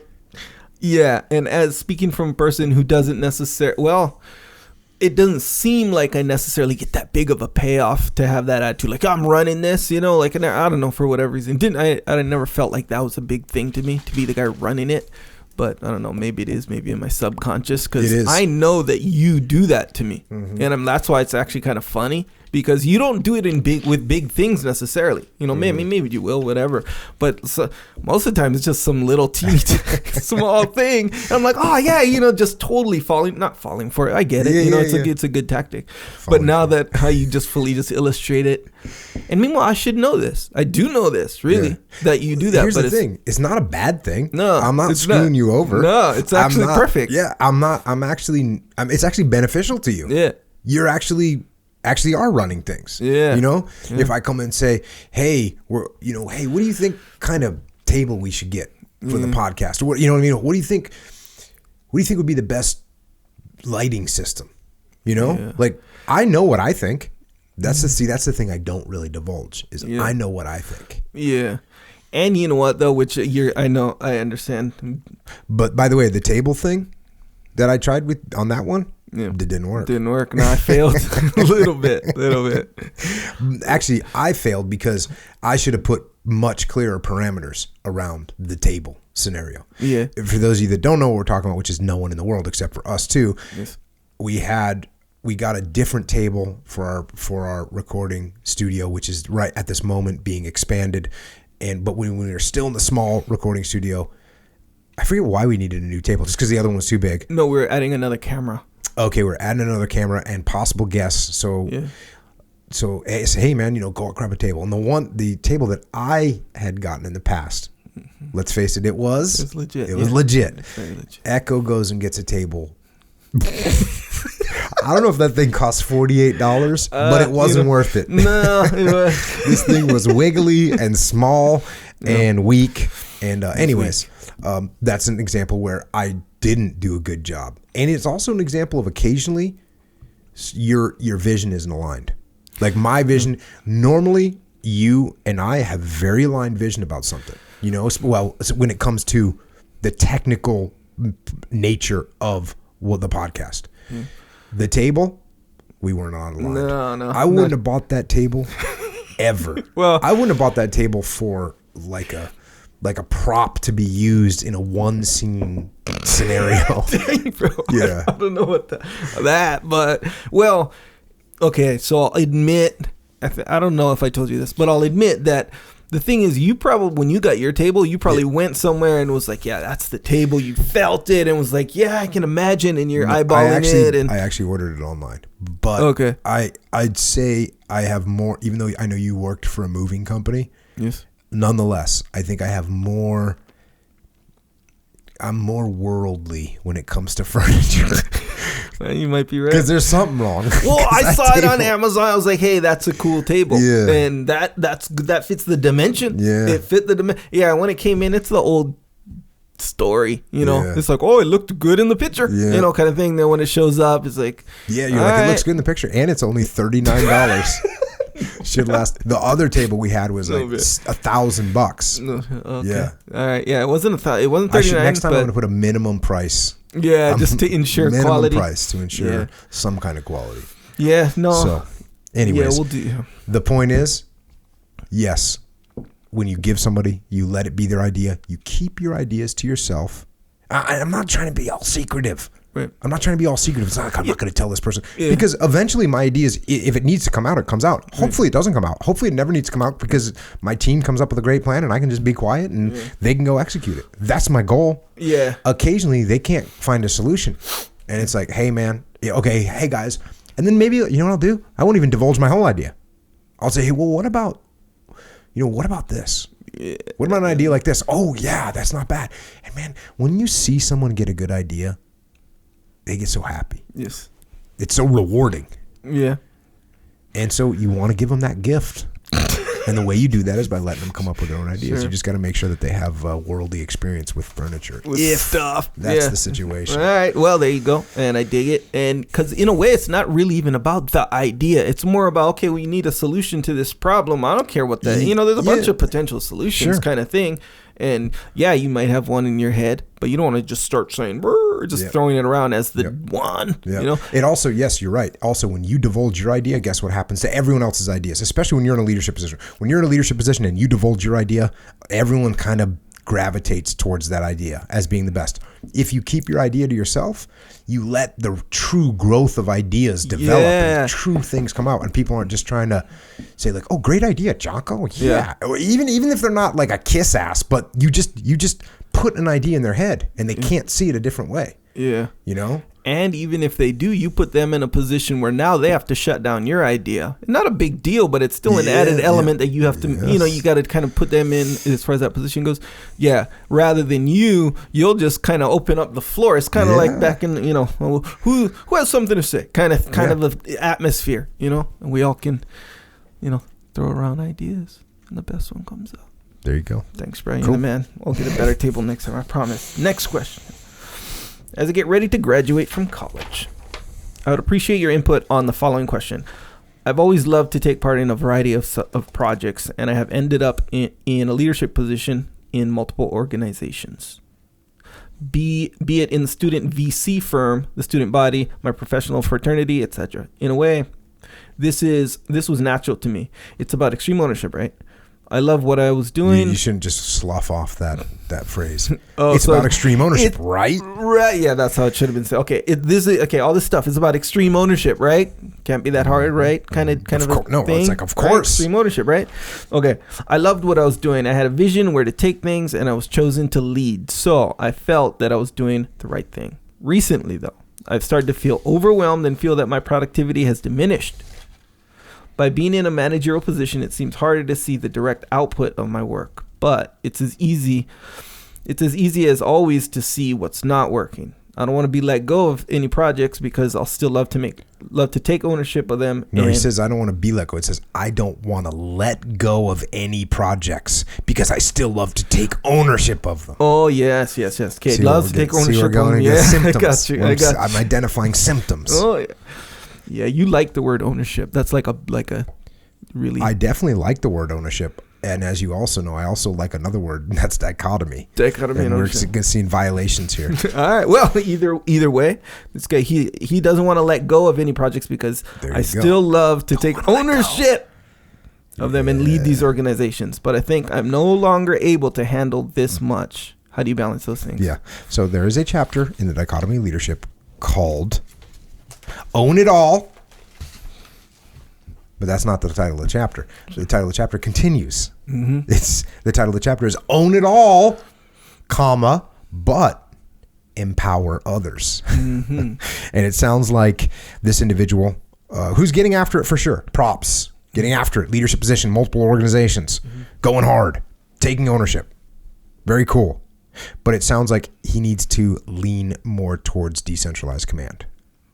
Because just because you take ownership of things doesn't mean you're supposed to do everything that you take ownership of. It actually doesn't work. What you need, individual, is you need subordinate leaders inside these multiple organizations that you're in charge of, that you trust, and you got to let them run with the broad guidance and the mission, the broad guidance of the mission, and with your commander's intent.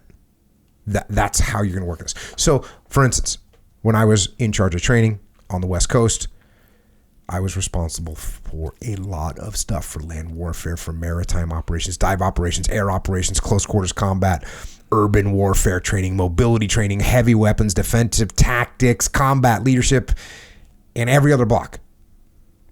4 guys that are getting ready to deploy to Iraq and Afghanistan. And on top of those tactical things I'm in charge, I'm actually also in charge of safety, and actually also in charge of maintenance, and actually also in charge of the administration of the command. That's a lot of stuff to be running, right? I know that Holmes is in charge of, the VC firm and the student body. That's stuff too. This is a lot of stuff. Could I personally manage and conduct all of those things that I was in charge of? Not even close. Not even close. Now, you talk about feeling overwhelmed. You wouldn't last 15 minutes if you tried to be the person that made every decision in all those different divisions that were inside of the training command.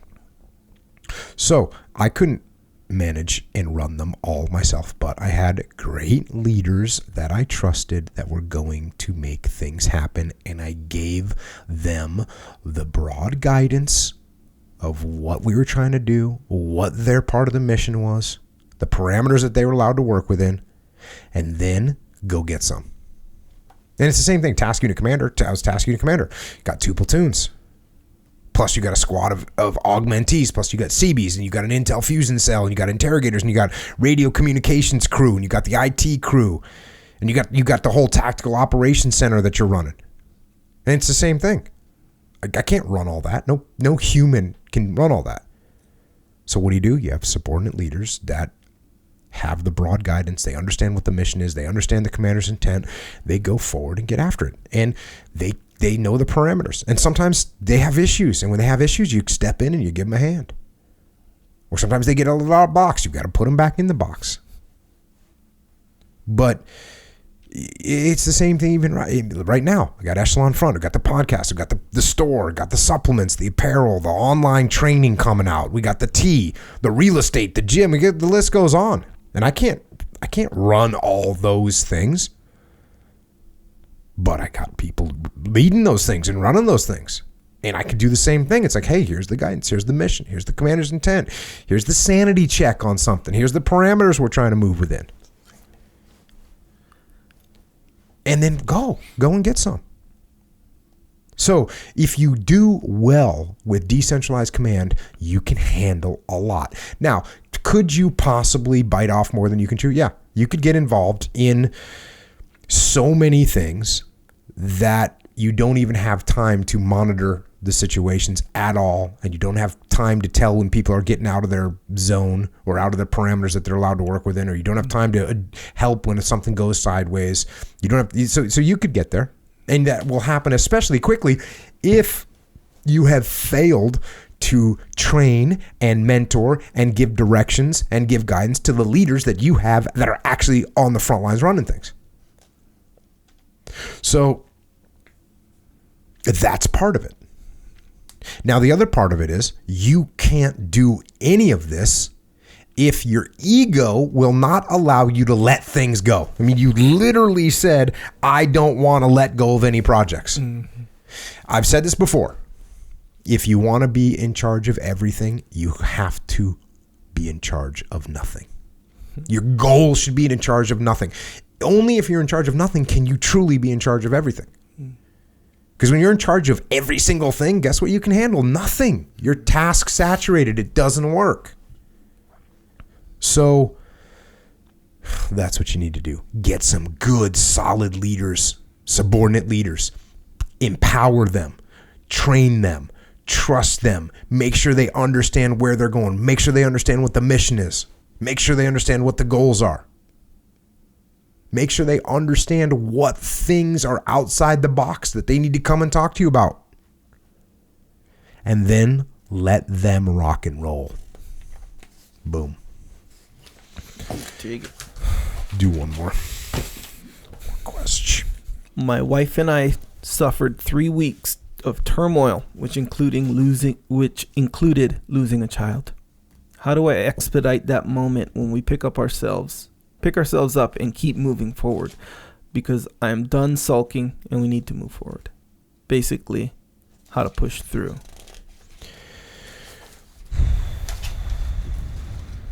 So, I mean, obviously, that's heartbreaking, and I can't even imagine the pain that you are going through in this situation. And it's one of those things, we've talked about this before. The fact is, we don't really have a cultural protocol for what to do when we lose a loved one. And you have to basically make up that protocol. I can't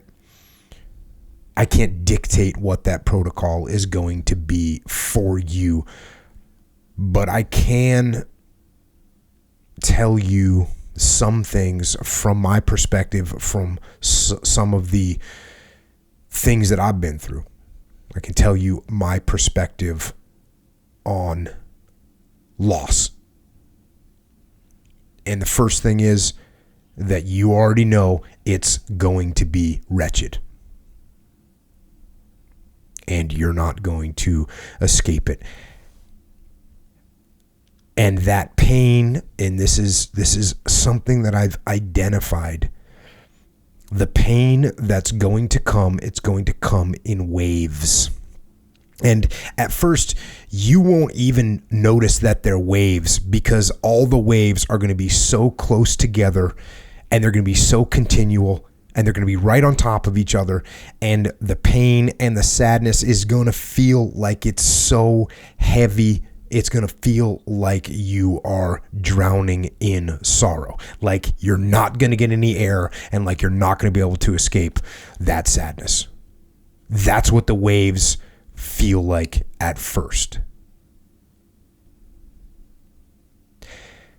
And then at some point, there's going to be a little break, just a little break, just a little bit of light in the darkness. Something is going to make you smile. Something is going to make you laugh. Something's going to just show you just a little bit of light.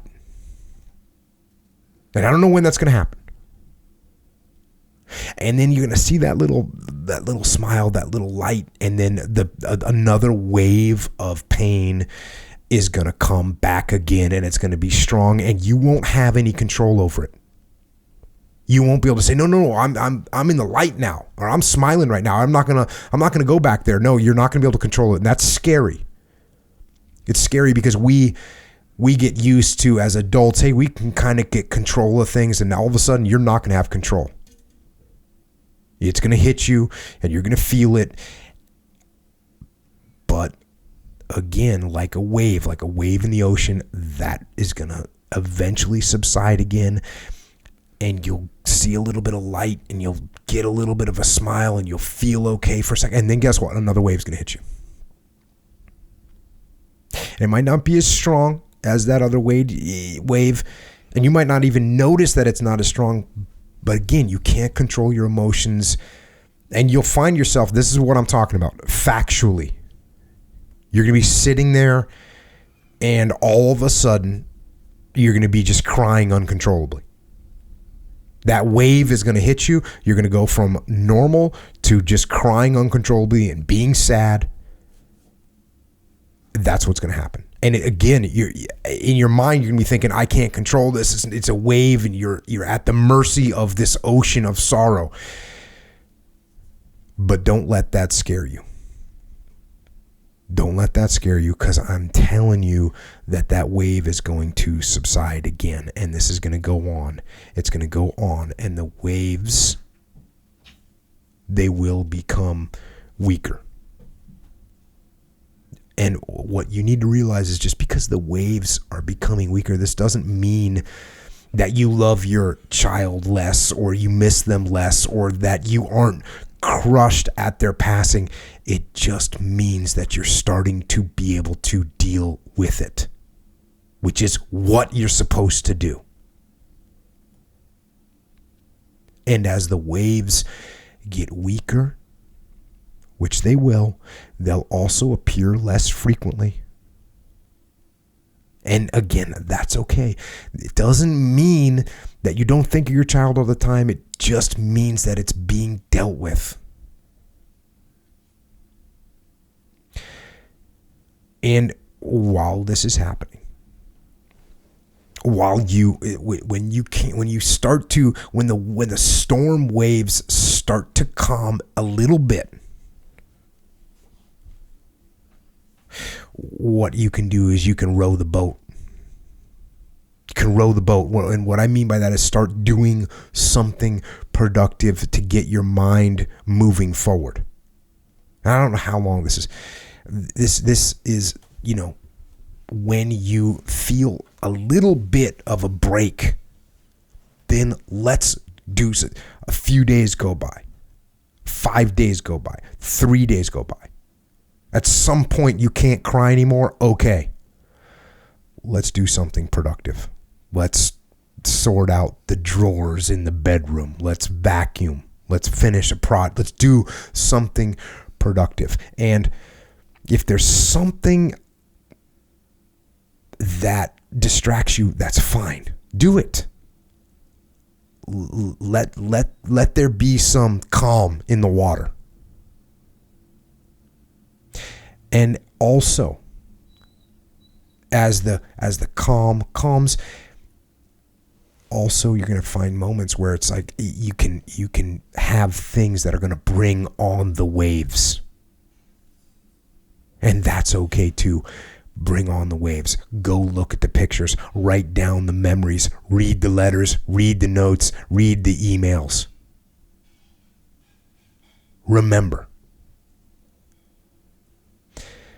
And then there's that standard service. You're going to do the memorial. You're going to do the burial. And when that's over, let a little bit of more time go by. Give yourself another week of washing around, of feeling that sorrow, of letting the waves toss you around in the ocean. But after another week, what you do is you go and you write a letter. You write a letter to your child, and you explain to them. Explain to them how much they meant to you. Explain to them how heartbroken you are that they are gone, and then explain to them why you are going to carry on.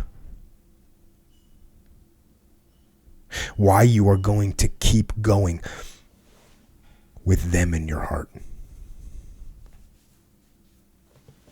Explain to them why you're not going to dwell in their loss.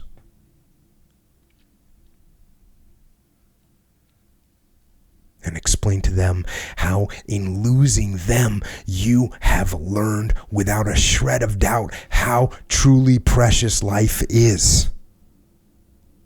And that they have taught you the immense immeasurable value of your own life and your wife's life and your family's life.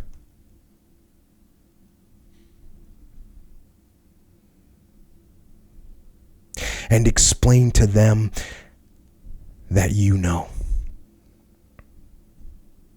That you know that they loved you, and that you know that they would want more than anything for you to be happy and productive and impactful in the world.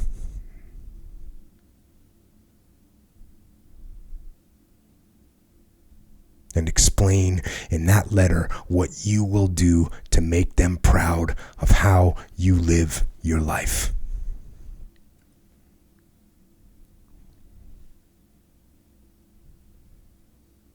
And then take that letter and go to their grave and read it to them.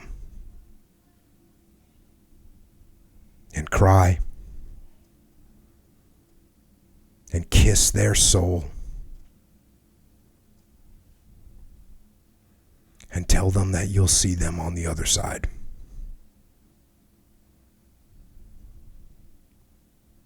And then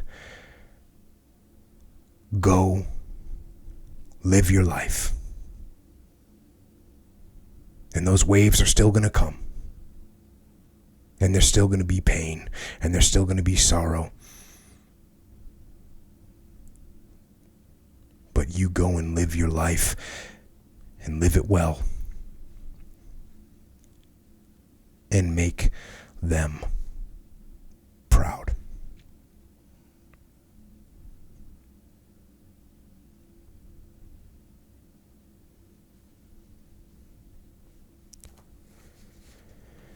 And I think that's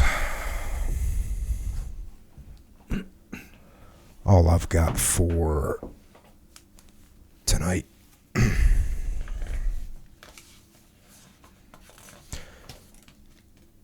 So, Echo. Yes.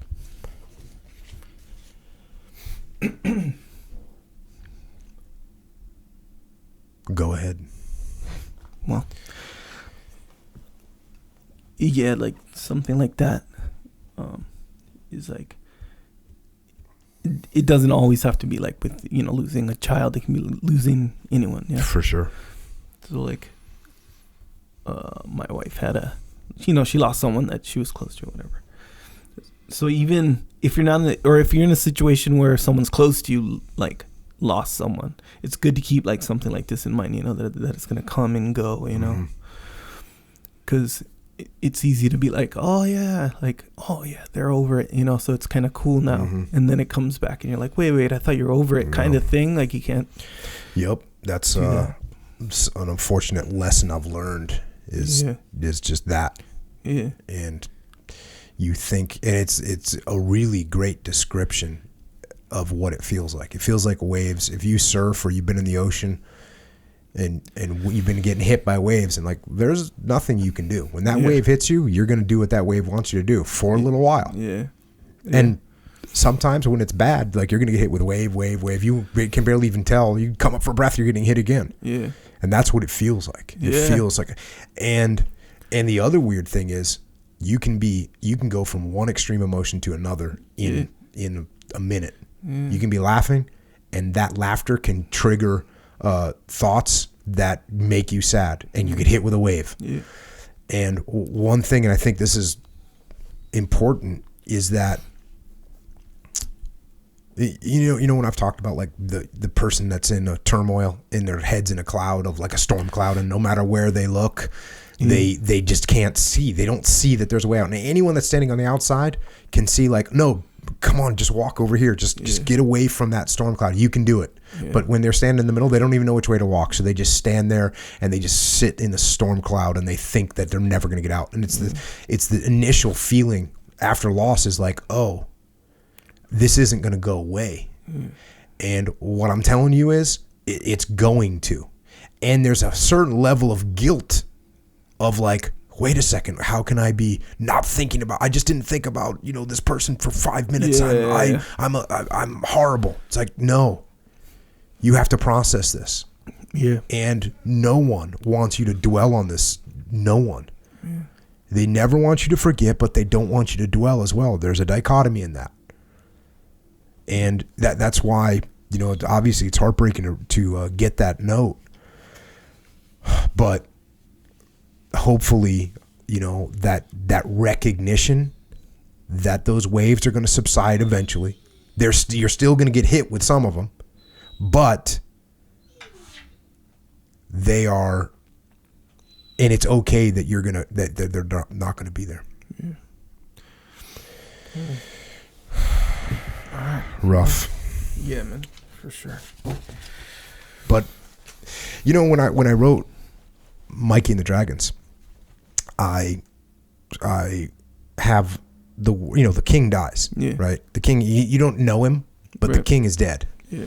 And there's certain people, I figured if I actually thought to myself, like, well, do I really want to talk about death? Right. And there's a couple lines where the dragons want to kill you. The dragons want to kill, right? Yeah. There's a couple times where I was thinking, well, this is a kid's book. But here's the deal. There's little kids that parents dies, that grandparents die. I mean, the death is 100% part of life. Mm-hmm. And you got to learn how to deal with that. Yeah. Or else there's going to be and I'm not saying you got to dive into it with a little kid, right? But you have to, they have to hear the word. They have to understand that that's a reality. Yeah. So. Yeah, that's good.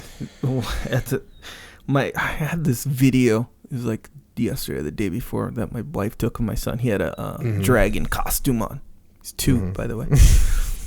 And he's like, oh, I'm going to go kill daddy. I was like, whoa, kill? Like, where did he even kind of... And it's... The reason I bring that up, because dragons that are ready to kill, right? That's from the line. Mikey and the Dragon.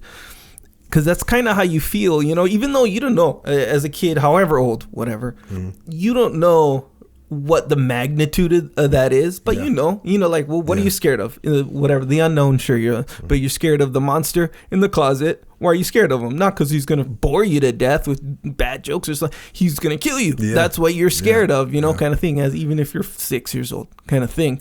So yeah, man, makes sense for sure. And even think about, you kill a bug, right? Yeah. Like a little kid, they kill a bug. They're eating a chicken. That chicken was alive and now it's dead. You're eating it, right? Mm-hmm. The death is a real thing. Yeah. And you have to deal with it, And like I said, we don't have a great protocol. And I know we joked about making a protocol for breaking up with a girlfriend. Yeah. A little bit more lighthearted for sure, but it's something. But I'll tell you what.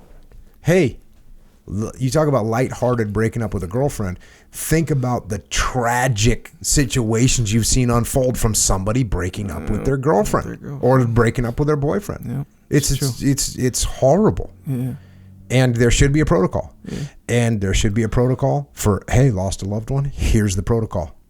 Here's what I'm going to do. And you know what? Part of that protocol should be you write a letter to that person and you explain what I just said. That is a real... that will clear a lot out of you. It will bring you in touch with that person again. It'll give you permission from them to go and do what you're supposed to. You have to. They want that. They want that. Yeah, because I'm like, it kind of feels like, hey, I'm gonna go back to school or something like that. It's kind of like, whoa, how can you think about going back to school when you're, when this just happened, kind of thing. That's what you feel like, Yeah. But yeah, on the other side, it's kind of like, no, yeah, that's what they would want you to do, kind of thing. It doesn't feel like that, but when you kind of step back and be like, wait, it does kind of feel like that. Yeah. If you can see fit to see it that way. Rough. Well, yeah. to those out there, hey, stay strong. Yeah. Live your life. Cool. Well, we can talk about Origin. It is a rough transition. Bear with me. Well, we're talking about living and living well. Sure. We want to live well. Yeah. We want to move forward. Yeah. Yeah. So, Is jiu-jitsu part of your life? That's a question you can ask yourself. There's no way. There's no good way to do that. I know, bro. I know. I'm just saying, hey, okay, so look, hard. originmain.com. This is where you get your gi if you still need a gi, or if you want a new gi, go ahead, get it from Origin. It's the best. They're the best, and they're made in America. They're not necessarily the best because they're made in America. You're going for it, aren't you? They're great. No, I'm telling you, I'm reminding myself why I really like Origin gis, because I just busted one out the other day. I was thinking you're really going for it. You're like, okay. And I was thinking as you were doing that, I was like, hey, I'm sitting here telling people like, hey, sometimes you gotta move on. And we were literally having a hard time moving on until from just simply talking about this, talking about the loss of a loved one. And you're just like, okay, we're going to move on. Well, and you just laughed. No. I'm saying that in a positive way. Right. Like you got to. Yeah. Well, this situation, you got me talking about jiu-jitsu. I just trained yesterday, so it's like, you kind of get into feeling the good mode. about that one. I feel good about that one. It's true. Yes. Which is what jiu-jitsu does, by the way. Yeah. And that's another thing. It's like you got to move on. Yeah. You're going to go through a rough transition, but like you said, you got to look at your kid and be like, okay, you got to go back to school. But what about my sister? What about my brother? What about grandma or whatever? Whoever died. Yeah. That's part of life is death. And we got to move on. We're going to go. Yeah. And then they're going to reference Echo Charles. A rough transition to talking about jiu-jitsu gis. Yeah. All right. But you see this? Hey, I'm smiling. Helps. So you know what I mean? Yeah. It's a positive thing. Yes. You're bringing me out. That the reason we started doing the long extended support was to kind of decompress. Yeah. I remember there was the first time, I think it might have been podcast number 12. No, it wasn't. I don't know what podcast it was where I was like, I need a break. Oh yeah. I just need to you need to talk for a little while about something stupid and lighthearted. Thanks, bro. Yeah. No, that's a compliment. Sounded No, funny. it's not a compliment. Especially not at the time. To talk something, but that was the reason. Yeah. Because there's no way to how do you transition? Yeah. And the other thing you don't want to do is just close on that note, turn off and leave. Yeah. That's just not sad. cool. Yeah. So there's plenty of people that say thank you for going through the transition and then doing something a little more lighthearted at the end of the podcast. Yeah. So makes sense. I support that, and we carry on with the tradition. All right. The rough transition. I'm on board. Cool. So back to jiu-jitsu. Makes us feel solid, We're good, solid. Trained yesterday. Thought about Origin the whole time. Mm-hmm. Got after it. Nonetheless, if you want your gi or rash guard, go to originmain.com. They got some other cool stuff on there as well. Joggers, if you're into it. T-shirts, if you're into it. Supplements that you need to get into, and this is why. So, krill oil. Okay, joints, krill oil, super krill is what it's called. Joint warfare. Discipline. Mm-hmm. Discipline go. Discipline go. Moke. All right. Discipline go. I'll tell you 2 minutes. No, I'll tell you 30 seconds. True. Discipline, cognitive and physical enhancer drink, right? Sure. I really like it. I like the way it makes me feel. For a living, one of my jobs is to go out and talk to companies and talk about leadership and get in the game and do podcasts. Like I got to get, mentally in the game. Yes. But going on talking to a company where I'm going to be up, on stage for 2 hours, if I'm pounding some drink beforehand, guess what's going to happen, 48 minutes in? I got to use the restroom. I don't like to use the restroom. That's a sign of weakness. Yeah. So I talked to Pete, Brian. I was like, hey, we need to take what's in discipline and put it in a pill so I could just eat it. Yeah. And don't have to use the restroom 48 minutes after I start talking to a company. That's where Discipline Go came from. And it's awesome. Yeah. So, and not to mention, you don't got to do the whole, which I don't mind, by the way. I do like the ritual, but the whole, you got to put in the water and the mix and the whatever, all that stuff. You just, if you're on the go, there you go. Yeah, there you go. That's why Discipline Go. Yeah. And we actually, speaking of mixing, we have Discipline in a can coming out. Yeah. Which you won't have to mix. Yeah. You'll just crack it open. Crack it open, man. That's good. And then milk, of course, if you need additional protein, this is the way to get it. Best way to get it. Most pleasurable. The most delicious way to get it. Delicious way to get it in chocolate. I think a ribeye is an equally delicious. Although it's different. Because I'm telling you, this makes me mad when I'm on the road and I go get a nice ribeye and I'm totally happy, but I'm not totally happy. I'm 96% happy, but I want something. 96. I want a little at the end, a little, just to kind of close the deal on my palate. And I want something tasty. Yeah. What do they call it? Savory. My wife uses savory, that term. that's like salty, right? I like some sweet then. Sweet. Yeah, I have the savory ribeye, and then I want to close the deal with a little bit of right. A little bit of milk. But if you were like, hey, I want some additional protein, you don't go ribeye, because ribeye you get additional protein, additional whatever else nutrients in there, which is cool. But if you just want additional protein, more isolated, we'll say. Yeah. Boom, get the milk. Plus the sweet, pleasureful the palate taste. Will be, and if you got kids and it's hard. Look, we got a problem in America. I'll just throw it out there. We got kids that are just not eating correct. They're out of shape. Yeah. So what do? What you want to get them something that tastes good to eat. What tastes good to eat? Candy bars. Yeah. What else tastes good to eat? Ice cream. What else tastes good to eat? Cheetos. Yeah. Guess what? Those are all bad for you. Well, guess what else tastes good to eat? Warrior Kid milk. Oh yeah.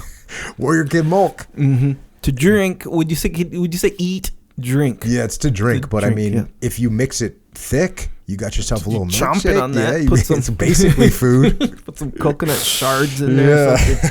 I see. Oh, you didn't think about that one. You like that one. I like that one. Coconut shards. There you go. Warrior Kid milk. Also at originmain.com, by the way. That's all this stuff. All the stuff's at originmain.com. But we do have a store. We have a store. Jocko store. JockoStore.com. If you want to represent the path, wear some shirts more indicative directly to the path. JockoStore.com. Get after it. Discipline equals freedom. I was at 24 Hour Fitness. I go there to lift sometimes. Maybe once, twice a week. Trainer there in the game. Happens to be in the game. Yep. Found out his name's Justin, by the way. Firefighter up in San Bernardino. Check. He lifts up his train. You know, you have the trainer shirt on. He lifts it up. Get after it. Nice. Puts it down. Rash guard. And he goes, or good evening. Oh. The shirt. Check. Yeah. There's sometimes people want to represent in a more covert way. Yeah. Or no, what I'm saying is deathcore. Oh yeah, that's if you want to see a subtle way. This shirt that I'm wearing right now can only be PID'd, positively identified, by someone that's completely in the game. Yeah, that's true. Yes. Yeah. And you. True. Yeah. As you wear it, you're like, I have no reason to brag. Yeah, it's a new level. I got no reason to tell anybody what's up. I know what's up. Yeah. Deathcore. Check. Plus truckers' hats. Yes. Or the other kind of hats. Flex fit. Oh yeah. Flex fit. Yeah. Equal. Don't discriminate against the flex fit. They're equal. Also hoodies, some beanies on there, some women's stuff on there. It's really good. Yeah. If you want to represent, JockoStore.com. Some good stuff on there. Also, Jocko white tea. Yeah.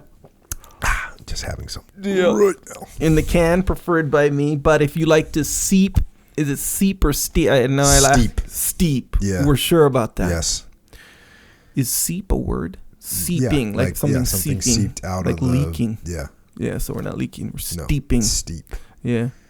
Steep, like a steep hill. There's multiple meanings. Same word. Nonetheless, if you like to steep the what do you call it? The dry, the bags. I don't know the terminology, but the tea bag. It's good. Tea bag in the deal. Yeah, cold, hot, whatever. Anyway, and you deadlift 8,000 pounds. Yeah, it's true. I know I just added that as like a little thing, but it's a big deal. Also, subscribe to the podcast if you haven't already on iTunes and Stitcher and Google Play and wherever you listen to podcasts. There's a lot. A lot of options out there. People will email me. I don't know how they get my email of their new podcast app. They say, hey, put your podcast on our app. Doesn't that happen automatically? Some, yeah. Oh, okay. Some, apparently. Here's the thing. I don't know. Evidently not, because they're asking me to do it. And don't forget about the Warrior Kid podcast, of which we just released a couple more. 20 and 21 are live. Hear some questions for Uncle Jake, and hear some stories from Uncle Jake. Him explaining how he got his values in life through stories. Also got YouTube. Don't forget about YouTube. Sure. YouTube is where you can see this video of this podcast. And then you can see cool videos from Echo Charles that he makes on his computer thing. Yeah. And you can check his style and give him feedback if he went too far. Mm-hmm. I think there's some videos that violate good taste. Well, there's only one really. Well, maybe a couple. It is Christmas. Christmas is coming up. I'm gonna re-release. I'm gonna repost it. I'm gonna remind everyone that you can still. Is that still live? Oh, it's live. Been live. In fact, people have been contacting me, say they appreciate it. Where's that Warpath? It's the Warpath. Is it called the Warpath Christmas video? It's called Warpath. You need to indicate. Jocko. What's the other one called? Revised? Maybe. Because then you made a good one. A one without We'll Christmas just say music. one with different music, some slight variation. Anyway, thanks, bro, for, saying that. Check. Nonetheless. That song is right up there with your podcast table. All right. Noted. Just saying. Anyways. And then there's Psychological Warfare, which is an album with tracks, and it'll kind of help you get through some rough moments of weakness. More than kind of. Help you a lot. 100% proven by Echo, who's has some moments of weakness. I have moments of weakness, for sure. He overcomes them. Yeah, especially with the stuff you're talking about. I mean, yeah, not so much with the eating donuts thing, but like waking up or getting up, like, I have a deep history with waking up. If I don't have to wake up for something specific, like, how you'll be like, hey, I got to get up because I got to. I can't even remember what it's like to have my eyes open up in the morning and not feel the fire of just like I'm not trying to say I wake up in the morning, I have this internal fire. I'm talking about the heat from external sources of things I gotta do now. Yeah. So I'm glad that you, the connoisseur of comfort, Echo Charles, often wake up and say, Yeah. So, hey, all's good. Well, Aloha, world.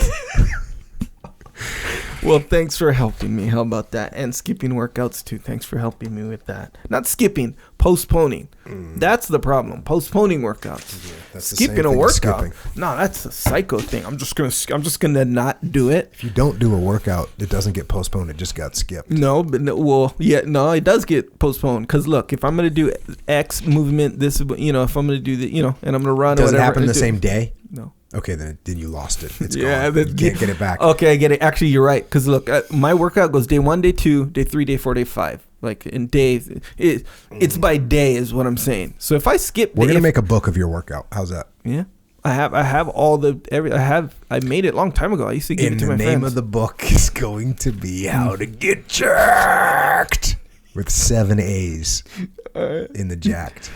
All right. Who's not going to buy that? How to Get Jacked by Echo Charles. Nobody. Everyone's going to buy it, apparently. It's nonetheless kettlebell curls. Back to barbell curls.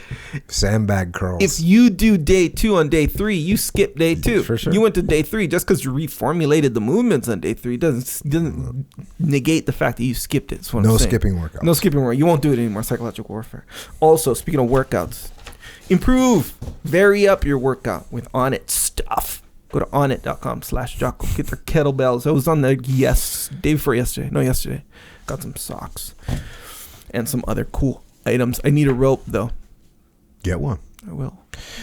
And if you're getting things, get a book called Mikey and the Dragons. How's it being reviewed in your fam? Reviewed? Yeah, I mean, what's the... Oh, like, is it good? Yeah. Yeah. Well, my daughter uses... lines from Mikey and the Dragon. Yeah. Jamie just sent me a video of her daughter getting ready to go get a shot. I saw that. Yeah, I watched that video with my daughter too. Oh, okay. We both enjoyed it. Yeah. We're talking about she's gonna be brave. Yeah. Actually, she says I'm gonna be pretty brave. I thought that was pretty cute. No, she goes, I was scared last time, but this time I'm gonna be brave. Pretty much. But she's there. I mean, it's a story of my life. I forget how old she is, but she's talking about Mikey and the Dragons. Like, you can understand this. You can understand that how you can overcome your fears. Mikey and the Dragons. Sorry it was out of stock, but we in stock now, boy. We got plenty of stock. Exactly. So order one for you, order one for Be Like Sarah and order 10. Be Like Andrew Paul and order 20. Yeah, I think it was Sarah was making fun of my math. The Jocko math is like, oh, Andrew's going to order one, Sarah's going to order one, Echo will order one. When it's really like, oh, Sarah's going to order 10. You wonder why we went out of stock. Yeah. Anyways, we are fully in stock now. We will not be out of stock again. So Mikey and the Dragons, get some. And Way the Warrior Kid, both Way the Warrior Kid 1 and 2. Number 2 is called Mark's Mission. Number 3 is coming out in the spring. I will get it up for pre-order. And believe me, I understand now why we pre-order books. Yeah. I kind of made that mistake with Mikey and the Dragons. You all please pre-order when I put it up so that I know how many I'm going to print, or at least a decent estimate, and I'll take Sarah's order and multiply it times 10. Yeah. I'll set aside 10 for her and 20 for Andrew Paul and everybody else that ordered stacks of those books. So appreciate it. Discipline Equals Freedom Field Manual. How to get after it. Yep. New Year's. Everyone's on their big resolution? Revolution? Both, yes. Let's do a New Year's revolution. Sure, yeah. Impose the discipline. Because you can't just say, well, tomorrow I'm going to, on January 1st, I'm going to change it. No, today. Yeah, between now and then, I'm going to keep slacking or whatever. That's kind of what you're saying. That's what you're saying. That's a long way of slacking, too. Yeah. You could just get in the game right now. Extreme ownership, obviously. Reference that a bunch today, and get the dichotomy of leadership so that you don't just get one perspective and forget about the dichotomy. You need the dichotomy in your world as a leader. Echelon Front, that's my leadership consultancy. We solve problems through leadership. We will come into your company, assess and align your team so that they dominate. Go to echelonfront.com for details. Yes. Also the muster. 2019. Musters, I will say. 2019. Chicago, Denver, and Sydney, Australia. Jocko will be at all of them. Yes, Imagine I will. That. I will. I will be live, and I will be getting. And they've all sold out. So if you're thinking, well, I'll wait and see. Yeah. Yeah. Don't wait and see. It didn't work out. We are doing a podcast live podcast in New York City. January 9th. I will post the tickets as soon as they're available. If you haven't seen them yet, check my, social media platforms. Sure. Instagram. Insta. Twitter. Facebook. So you set that date aside. It's a Wednesday night. It's in New York City. It's in a nice cinema or nice theater. Yeah, with it has the red velvet seats, right?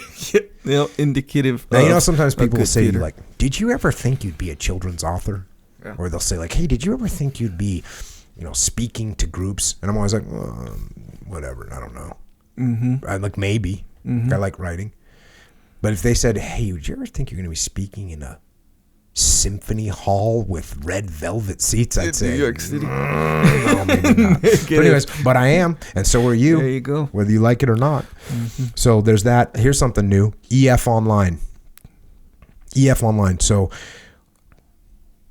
I guess I have to explain it a little bit. We have the muster. We have the Echelon Front, where we go and work with companies.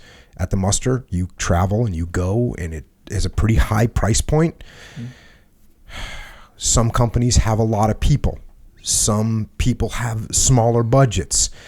As we recognize, some companies asked us, hey, we want you to train everyone in our company. We have 150,000 employees. And they're located, dispersed around the globe. Can you get that done for us? This is one of those things where it's like, no, I can't. We can't get to 150,000 people in a short enough period of time that it has the impact we want to deliver. So with all that, how do we overcome this barrier? We go to technology. So we've created online leadership training course. It's called EF Online. It's going to be available through direct to consumer. If somebody will just want, like for instance, let's say you can't go to the muster for whatever reason. Mm-hmm. This is a virtual. I guess it's a virtual muster. Yeah. Or it's a simulation. That's like yeah, that's what it is. The original idea for me was you go to the muster without having to go. Right. You get that information. Yeah. You get that interactivity without actually having to go to the muster. So there you go. EF Online. And we made it for individuals. We also have it for enterprise. So we're now getting it. We already have it with our clients. They're stoked on it. And so efonline.com. It's going to be available to the masses New Year's Day, January 1st, 2019. And of course, there's EF Overwatch, where we are connecting proven leaders from spec ops and combat aviation to companies in the civilian sector that need combat proven and tested leaders, experienced leaders, to come into their organization with the principles of extreme ownership, with the principles of the dichotomy of leadership, and helping them lead and win. That's efoverwatch.com. Whether you're a talent seeker or a career seeker, we are there for you. And if you want to continue communicating with us, we can be found and we can be communicated with on the interwebs, on Twitter, on Instagram, and on Facebook. Echo's at Echo Charles, and I am at Jocko Willink. And finally, thanks to all our folks out there in uniform. That includes, of course, our military that protects us from foreign threats. And here at home, our police and law enforcement, firefighters, paramedics, and EMTs, correctional officers, border patrol, and all other first responders that keep us safe from evildoers. And sometimes they keep us safe from the wrath of nature itself. And to everyone else out there, life can be hard, and one of the hardest things that life can put you through is death of someone you care about. And when that happens, it is a reminder to all of us that the clock is ticking every day, and every day that we have here is precious. So when death visits upon your life and tries to rip you apart and drown you in those waves of sorrow, don't let it. Drive on. Drive on and live on for those that you have lost, and live your life to the utmost by getting out there every day and getting after it. And until next time, this is Echo and Jocko. Out.